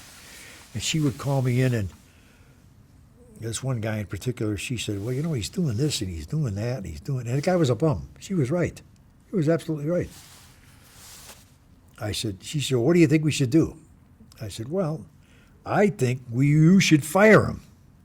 Well, that was not what she wanted to hear. The guy was connected politically. She could no more fire him than the man on the moon. I said, well, look, he's not any good to you. He's certainly not any good to me. I said, so what do we care? Let him fire him. We don't need him. He's a bum. Well, she didn't like that, so that calmed that one down. But I had a lot of things like that. Brought a contractor into the Sun-Times when they were building the Sun-Times. And he came in from Cleveland. George Hall out of Cleveland. And he's gonna bring in all his guys that does hold it. You can bring in the superintendent, that's it. The rest are mine. You call the hall, I'll send the people out, you'll be all set. He said, well, you know, no, he didn't like that dealing with me because he didn't know me. He said, well, what if we have a bum? I said, you have a bum, you have a problem, you call me, we'll take care of it. Well, I don't think he believed me. I wouldn't have believed me if I was him. But he did wind up having a bum. So he calls me 2 weeks after the job starts. Superintendent calls. He said, Tom, he said, I got a problem. I said, what is it? He said, well, I caught so-and-so sleeping on the job. He said, what do you want me to do? I said, I'll tell you what, you fire him. He said, what? I said, you fire him, and then you tell that son of a bitch to call me. He said, are you sure? I said, you got it. And he did fire him. Of course, the guy didn't call me because he knew what was going to happen. I didn't go for that stuff. These contractors that we have, we've got to make them look good, and we've got to make them make money.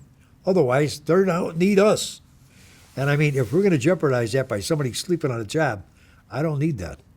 And when I send somebody out, that reflects back on me. And I don't condone that kind of stuff. No. Nope. We had a print show that we used to run here all the time. We had the print show once a year. Made a lot of money. Our guys made a ton of money. But I always had a guy running it from our end, George Fayok or Bernie Moss or guys like that, Rich Carroll, that were number one, honest. Number two, we're going to screw the guys. And we're going to be as fair as they possibly could to be to everybody. And you put a good guy over there, never have any trouble. Put a guy over there that's going to play games, have nothing but headaches. Nothing but headaches. And that went on for years. That went on perfect. So we didn't have a problem with that either. We ran a good ship when, as far as the companies were concerned. We certainly weren't there to jeopardize their position because without them, we're not there. We're not there. And they did a good job helping us, and I appreciated it. So, again, I got along good with them, too. Real good. So that was a big plus. That looked good. I have in my notes that you were also involved in the Board of Education strike in Chicago in 1987. Do you remember anything about that? Oh, yeah, I sure do. I do. We were in had the Board of Education. We only had a few people there, maybe 15 or 20 guys. And yeah, we had the Board of Education strike, and we were involved. We were involved, and we did our thing. We picketed just like everybody else, legally. We had a few problems, that we got settled. I mean, I don't want to go on camera and say what we did, or what I did. No, they didn't do it. I did it, along with a few other guys. But it was okay. It was no big thing, no big deal. I mean, it was what it was, and we didn't have control over it anyway. With 15 guys, there was not much we could do to settle it. So yeah, we did have a strike. But the strike that hurt us was the one that the laborers, was it the laborers? They pulled off a strike on the city. Now that was a tough one. No, I don't think. I had to pull my guys out of the fire shop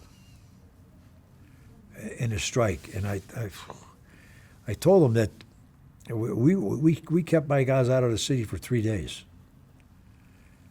But it wasn't our strike. It was the laborers, one of the other trades. And finally I told them, I said, they were going to sue us. And I told them, I said, look, here's the deal.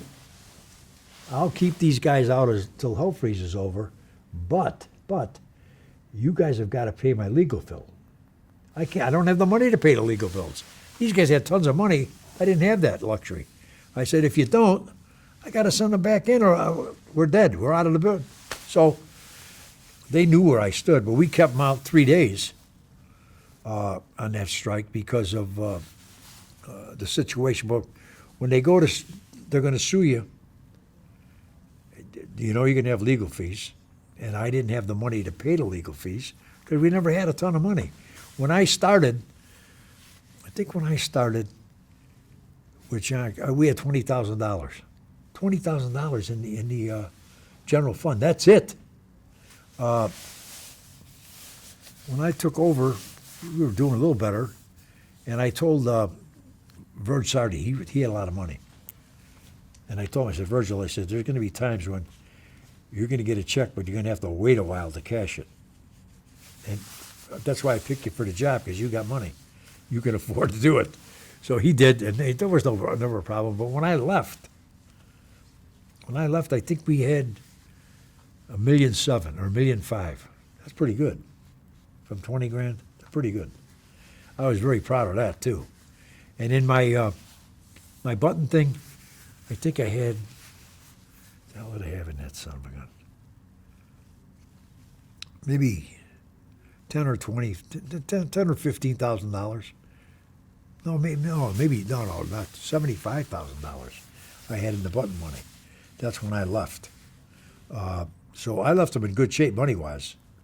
But we didn't have any frivolous lifestyles or big to-dos, and anything we did, like the dances and stuff, we charged. The union didn't pay for any of that, none of that. And like me going to the AFL-CIO, union didn't pay for that. And at one time, when I first started, the International wanted you to fly first class.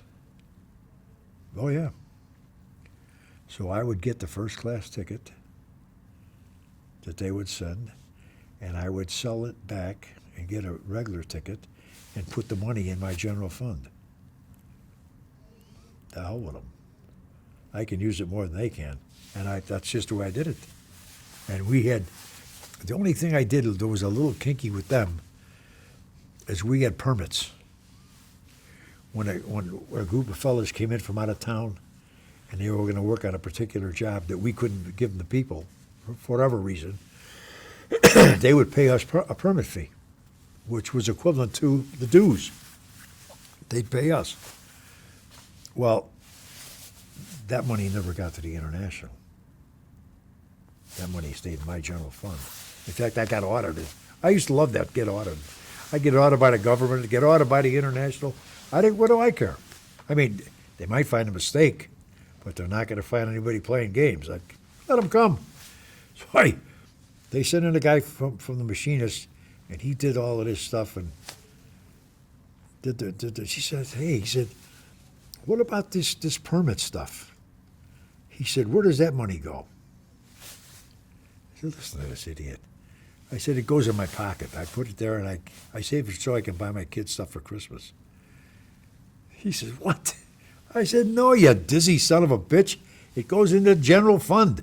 I said, what it doesn't do is go to you guys. I was supposed to. I should have sent some of them, but not. I didn't. The hell with them. They were loaded. I needed the dough, so I didn't give any of it. It stayed in our general fund.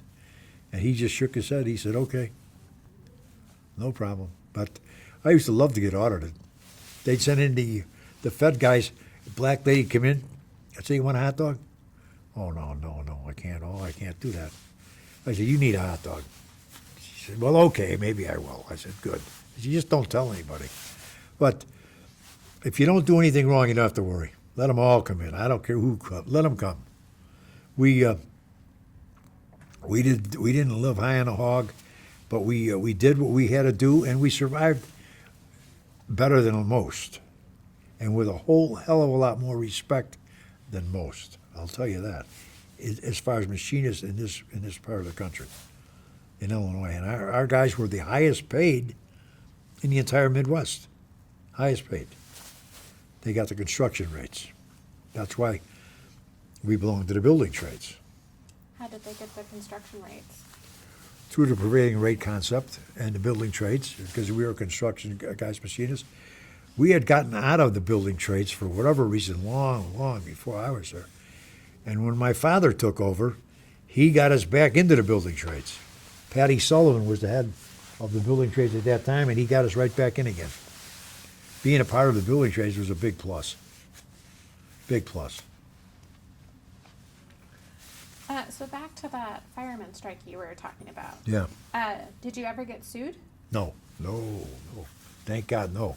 Because we went back in. Okay. If we hadn't, we would have.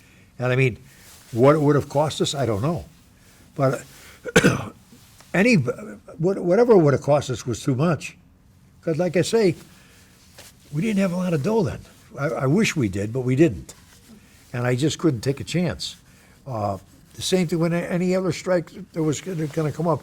I would tell people, I said, look, I'll do whatever you want me to do, and I'll be more than happy to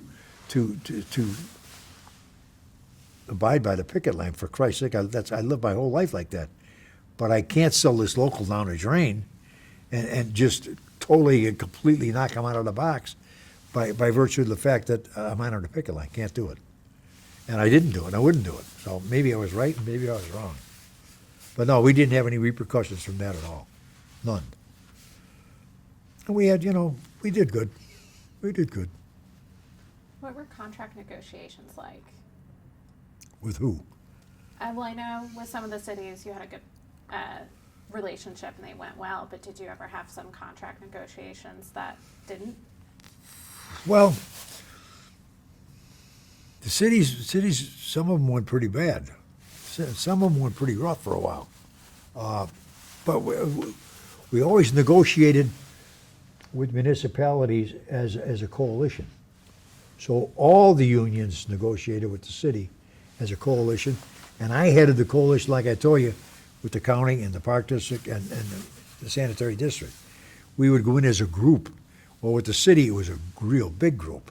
And we had an attorney, Marv Gittler, and, they'd take some long times to get, with Washington and a few more of those people. It wasn't easy. But we never came to the point where we were going to strike. No, that wasn't going to happen. And if it was all Buffalo talk anyway, if they even thought there was going to be that's not going to happen. Now, I had a couple of tough negotiations with the Tribune. When I first started, the Tribune was McCormick was still there. Everybody wanted to work at the Tribune. I mean, it was a great place to work. They gave over and above negotiations a Christmas bonus, enough Christmas bonus, additional sick days, everything. That wasn't in the contract. They gave them that. Well, the minute that the Tribune went public, it changed completely over. And negotiations were really tough then. Toughest ones I ever had in there, Christina, what the heck was her? Christina Munoz, the lady from the International, came, and she was helping with negotiations. Sharp little Hispanic girl. Sharp. And I had the stewards come in, and I never had that before. I never had them sit on negotiations, but I wanted them to see exactly the problems we were having and bring that back to the membership so that they knew I wasn't bullshitting them. That's how bad it is. And it was. It was rough. And they had an attorney, black kid from, what the hell was his name? James something or other. Played basketball at Proviso East. And I had seen him play there. And I had talked to him, we had talking back and forth. And he hated being called Jimmy. He wanted to be called James. Well, naturally, that's all I call him was Jimmy. And that used to piss him off. Oh, boy. And I caught him a couple of times lying. The people he was with were so stupid that they admitted lying. And then he wanted a sidebar, or he wanted us to do this and do that. And he was going to do, so we went back out, and I didn't do anything. I waited. So he says, well, I thought you, I said, no. I agreed to the sidebar. You're the one that's supposed to put it on the table, not us. Well, that pissed him off too, so. But we finally got it resolved, but he was a rat. Oh, he was so bad, that guy. And we caught him lying, I don't know how many times.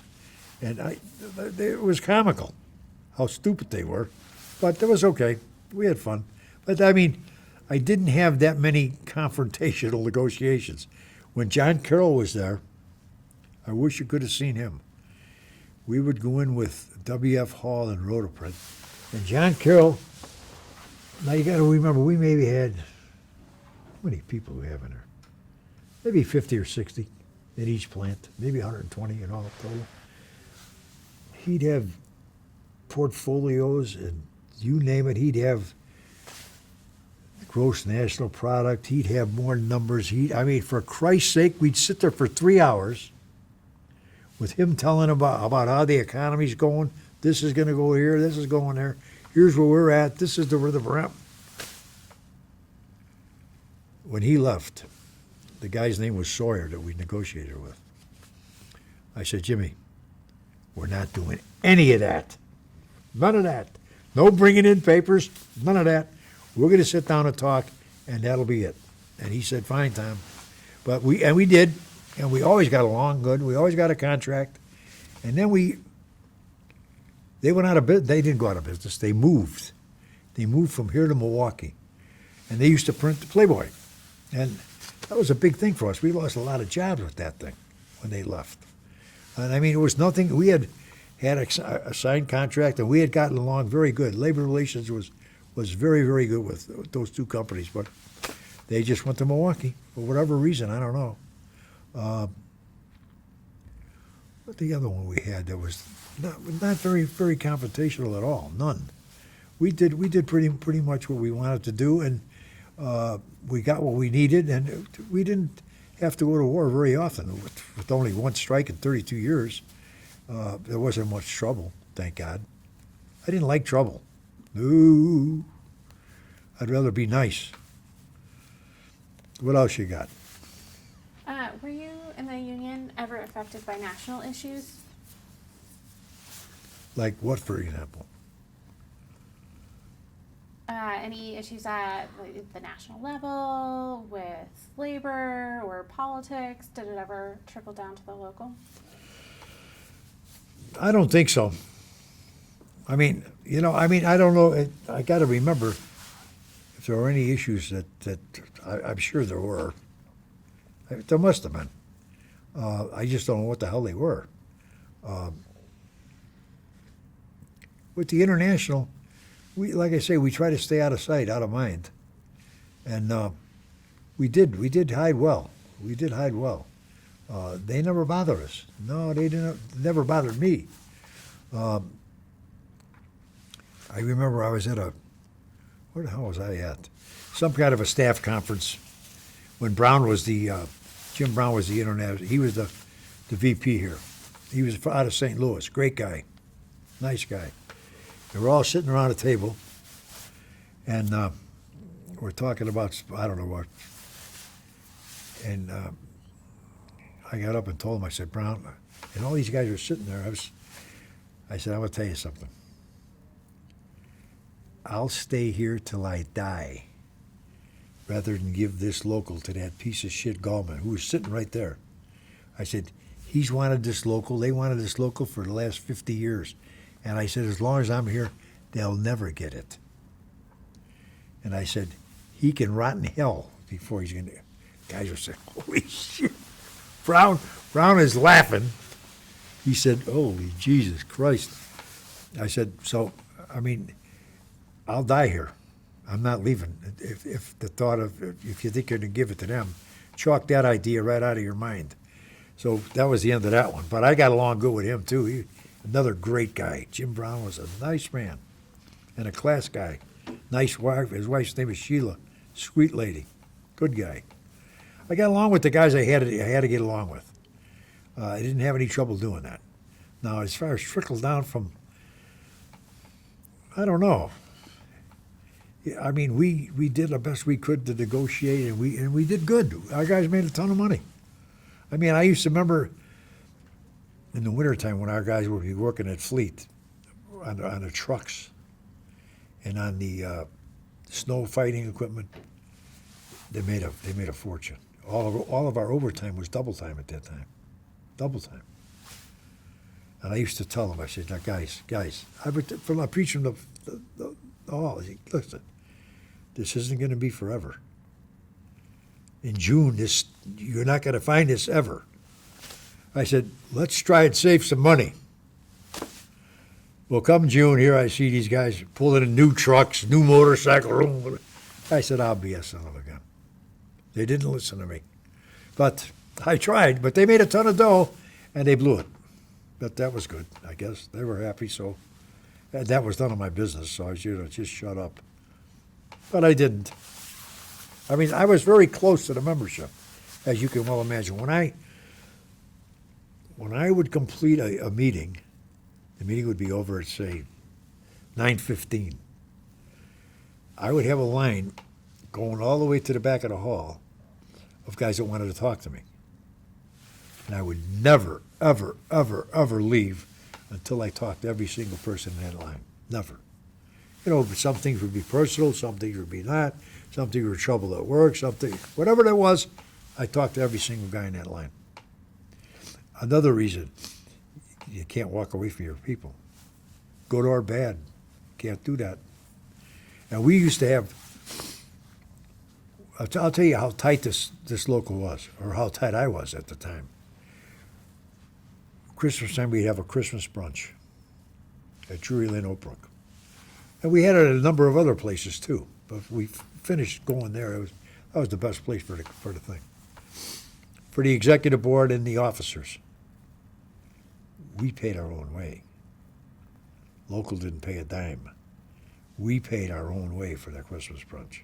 Now, you know, I could have had them pay for it, but I didn't, because I mean, I just didn't. I didn't need any trouble. I didn't need any heat. I didn't want any aggravation. And when I retired, they gave me my car. Yeah, they gave me my car, and they sent out a Grand Lodge rep, Roger Nialis, to see over the proceedings, and I think he did, he wanted to make sure everything was legal. And I had known Roger for a long time, and we were friends. So he comes to the meeting, and he's sitting next to me, and the procedure goes through, and they give me the car as a gift. So I poke him on the shoulder. I said, "Say, do you want me to go for a chauffeur?" He says, "No, you asshole, because you probably get it." I said, "You can bet on it." That's the way the guys were with me. That's the first time anybody around here, and any of these big locals, they ever gave the DBR a car when they left, which that was another nice thing to do. And I mean, they were good to me. My members were really good to me. I mean, did we have some arguments? Did we have some beefs? Did some guys not like me? Absolutely. Absolutely. But Jesus Christ, they crucified God, so I mean, I must be all right. How was it transitioning to retirement? How was what? How was it transitioning to retirement after being so active for so long? Well, let me just tell you this, for both of you guys. If you're going to retire, and when you're going to retire, make sure you got something to do. Believe me, don't laugh. And I don't mean odd jobs around the house, because that can be done in 1 month.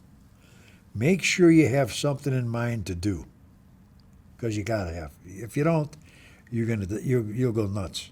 Now, I had something that I didn't want to do, but it was my wife was diagnosed with dementia, so the party was over for me, and I knew that I had to take care of her. And then we went down to Florida for 12 years, from January through March, because it was good for her. And even towards the end, when she's in a wheelchair, we still went, but now we don't because it doesn't work. But my kids gave me a membership at a health club, that Lifetime Fitness over there. And I go there in the winter, well, other those 3 months, but this winter I didn't go, of course. Worst winter we had in goddamn 15 years, but it was too much for my wife. I couldn't do it. I go 4 times, 5 times a week. So that's good for me though. And that was really good for me. That was fine.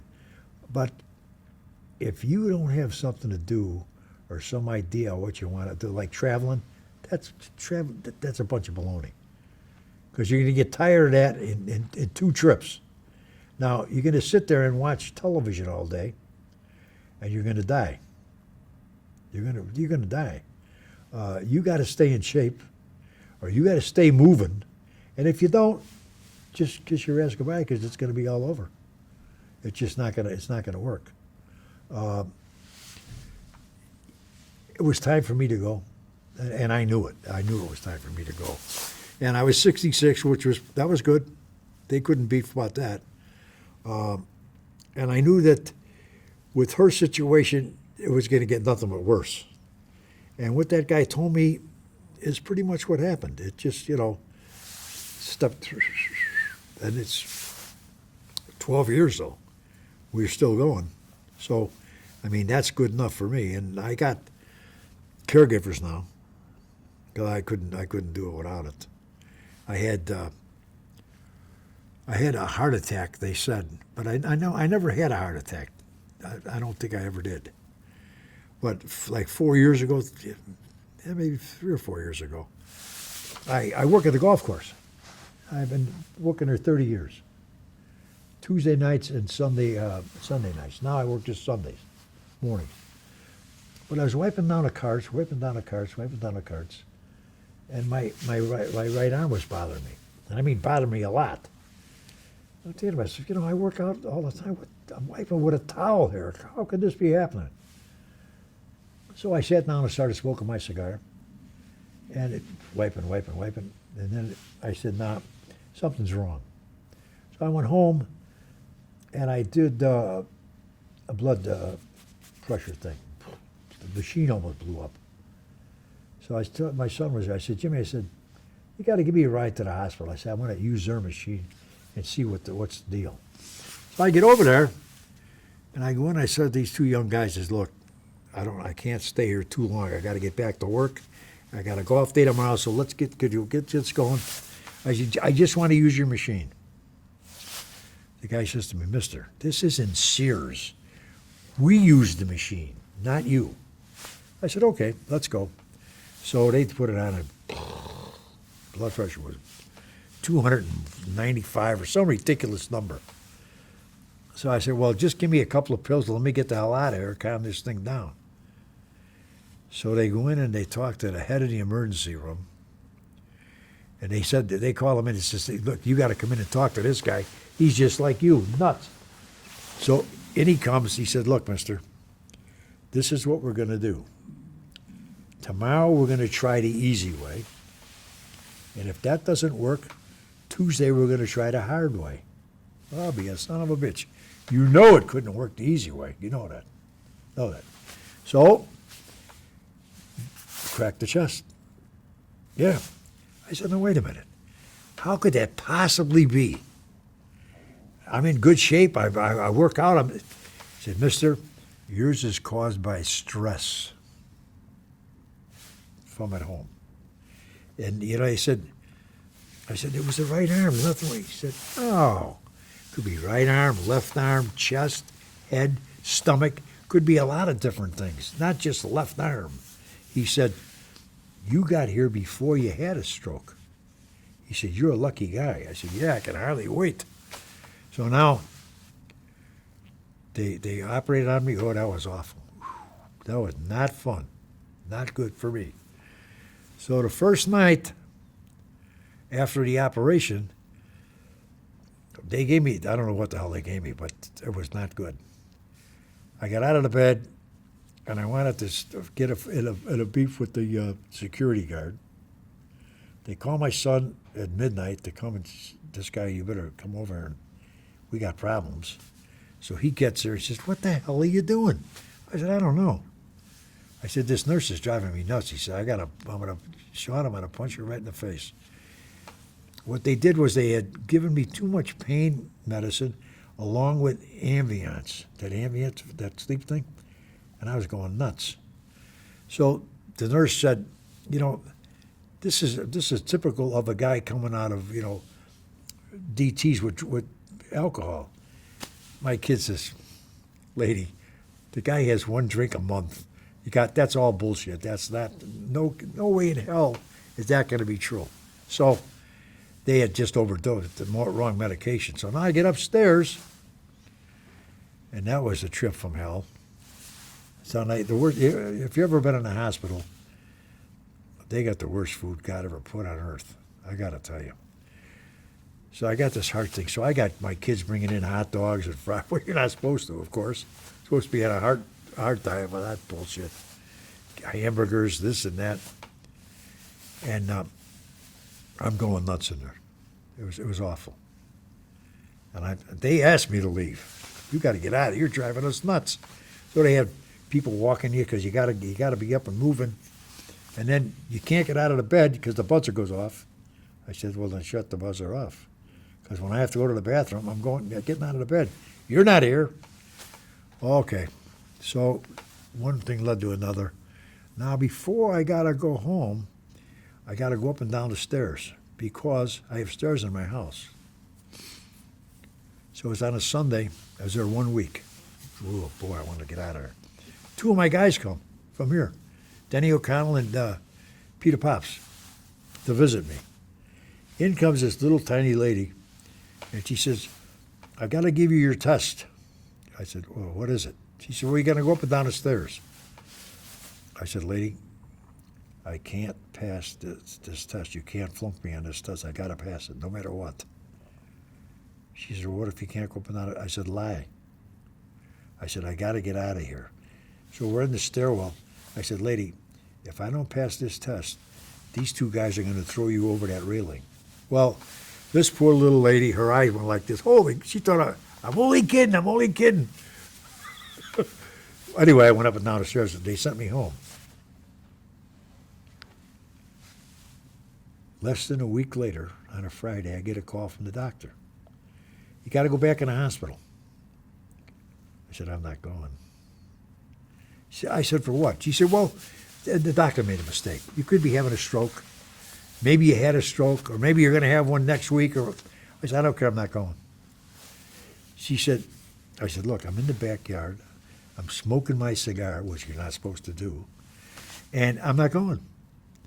She said, give me your daughter's number. So they get her daughter. Now I'm going. I walk in. Now I know all these people. What the hell are you doing here? I said, I don't know. I said, but I'm going to tell you one thing right now, guys. Nobody's looking at it, and nobody's touching it. I don't look at it, and I don't touch it, and either are you. So they gave me a battery of tests, all kinds of stupid things, and the doctor made a mistake. I didn't have any stroke, or wasn't going to have a stroke. So I was sitting in a room with a young guy, big kid, big guy. His little daughter comes in. He had some kind of a heart problem. He was maybe 40 years old. And this poor kid, he, it wasn't good for him. And I mean, the guy was 200 pounds overweight. So he says to me when he's leaving on Saturday night, I said, Mister, he said, I wouldn't have missed this for anything. He said, you had people coming and going out of here. He said, there was like Grand Central Station. You're bringing in food. And he said, it was hilarious. I said, look, big guy. I said, you better lose some weight. Because if you don't, that little kid is going to be alone. And you don't want that to happen. He said, you're absolutely right. But I went out of there, I think it's been like 4 years. And, naturally you have to go through that rehab stuff. That was ridiculous. You go down to the meetings and they tell you, well, what do you think about your diet? This is what we're going to do. You have to do this, you have to do this. I said, well, I raised my hand. I said, lady, it would take you 8 hours to go shopping if you have to read every label on every can. I said, who does that besides you? She said, well, we'd like you to try to do it. I said, yeah, okay. Then the next one was smoking and drinking. I'm smoking and I'm not going to stop smoking. Okay. Now, first time we go rehab and walking, nurse calls me in and she says, let me ask you something. Did you smoke a cigar on the way in here? I said, yeah. She said, could you do it on the way home? These people are trying to quit. I said, okay, no problem. I got to be best friends with those people. And ever since then, I go to exercise all the time. And it's, I hate going in. I love coming out. I'm a whiz bang coming out, not so much going in. But I do it 3-4 times a week. And, for 78 years old, that's not bad. Not bad. I'm still here and plugging away. That's all I can tell you guys. Well, how about we end with what was the most frustrating part of your work with the union and what was the most satisfying? Give me that again. What was the most frustrating part with your work with the union and what was the most satisfying? Boy, that's a tough question, boy. Geez, that's really a tough question. I think the most satisfying thing was the fact, I'm telling you, I was so proud of that, never having to run for election. That really was, that was a mainstay for me because it just doesn't happen. It doesn't happen. Frustrating, boy, oh boy. Didn't have too many of those. We were lucky enough to work our way through a lot of them. I mean, believe me, this wasn't the Garden of Eden where everything was hunky-dory. We certainly had our share of problems. But when I take a look at these guys, nothing compared to what they're going through. Nothing compared to what they're going through. And I mean, the fact that we lost members over and through no fault of our own, yeah, that was frustrating. I mean, Daily News shut down. They went out of business. Halls and Rotoprint went to Milwaukee. We had good relationships through no fault of ours. A lot of the contractors went out of business, again, through no fault of ours. That got to be a pain in the neck and got to be pretty scary because, again, a union is a great thing, but without the company paying the tab, what do you think you're going to do? You need the people and you need the contractors and you need the companies and you need to work hand in hand. If you don't, you're going out of business, period. And if they go out of business, you're going too. So that was very frustrating. Some of the negotiations with Pepsi-Cola, they were brutal. And the people that worked there, our people, were so goddamn greedy that they would work 80 hours a week. And as long as they made the money that they should have been making in 60, they didn't care. They just didn't care. They worked and worked and worked. And you couldn't convince them that this is what we got to turn this around. They wouldn't do it. So that was frustrating. But for the most part, not so much. The fact that we, 32 years in this business when you have to run for office every 3 or 4 years is, a little scary. I don't care how good you are. When you get up there and you got a whole crew of people that think they can do the job better than you, it didn't happen to me. That was kind of nice. I did good there. That was a real pleasure because I wouldn't have done good the otherwise. And I mean, I had it all set up where if anything had happened to me, I was civil service machinist foreman at the county hospital, so I could have gone back to that job if the other one hadn't materialized, because I couldn't take a chance of not, because I had wife and kids. And with this job here, I had to take a cut in pay because I had the foreman's job at the hospital, but I used to work at least 3 nights a week tending bar. And I made a lot of money tending the bar, a lot of money. I worked at McCormick Place, at places down on Rush Street, and I made a lot of money. Well, when I got the job as the business agent, I had to quit tending the bar. My old man said, no, can't do that. It looks too greedy. You want people, you can't do that. So for me, it cost me money to take the job initially. But then after that, it was a good paying job. I enjoyed it. I did good. I did, as far as enjoying the job and enjoying the position and knowing the people and this and that, it was good. Being out that many nights that's a pain in the ass. Depending on the time of the year, being out of the house 3 nights a week minimum, going to political parties or rallies or this or that or dinners, pain in the neck. But overall, I thought it was a great job. Made a lot of great people. I couldn't have asked for a better job for me. I don't think there was a worse machinist in the whole world than me. But at the job I did, I was good at. And I know I was good at it. And I tried to do the best I could.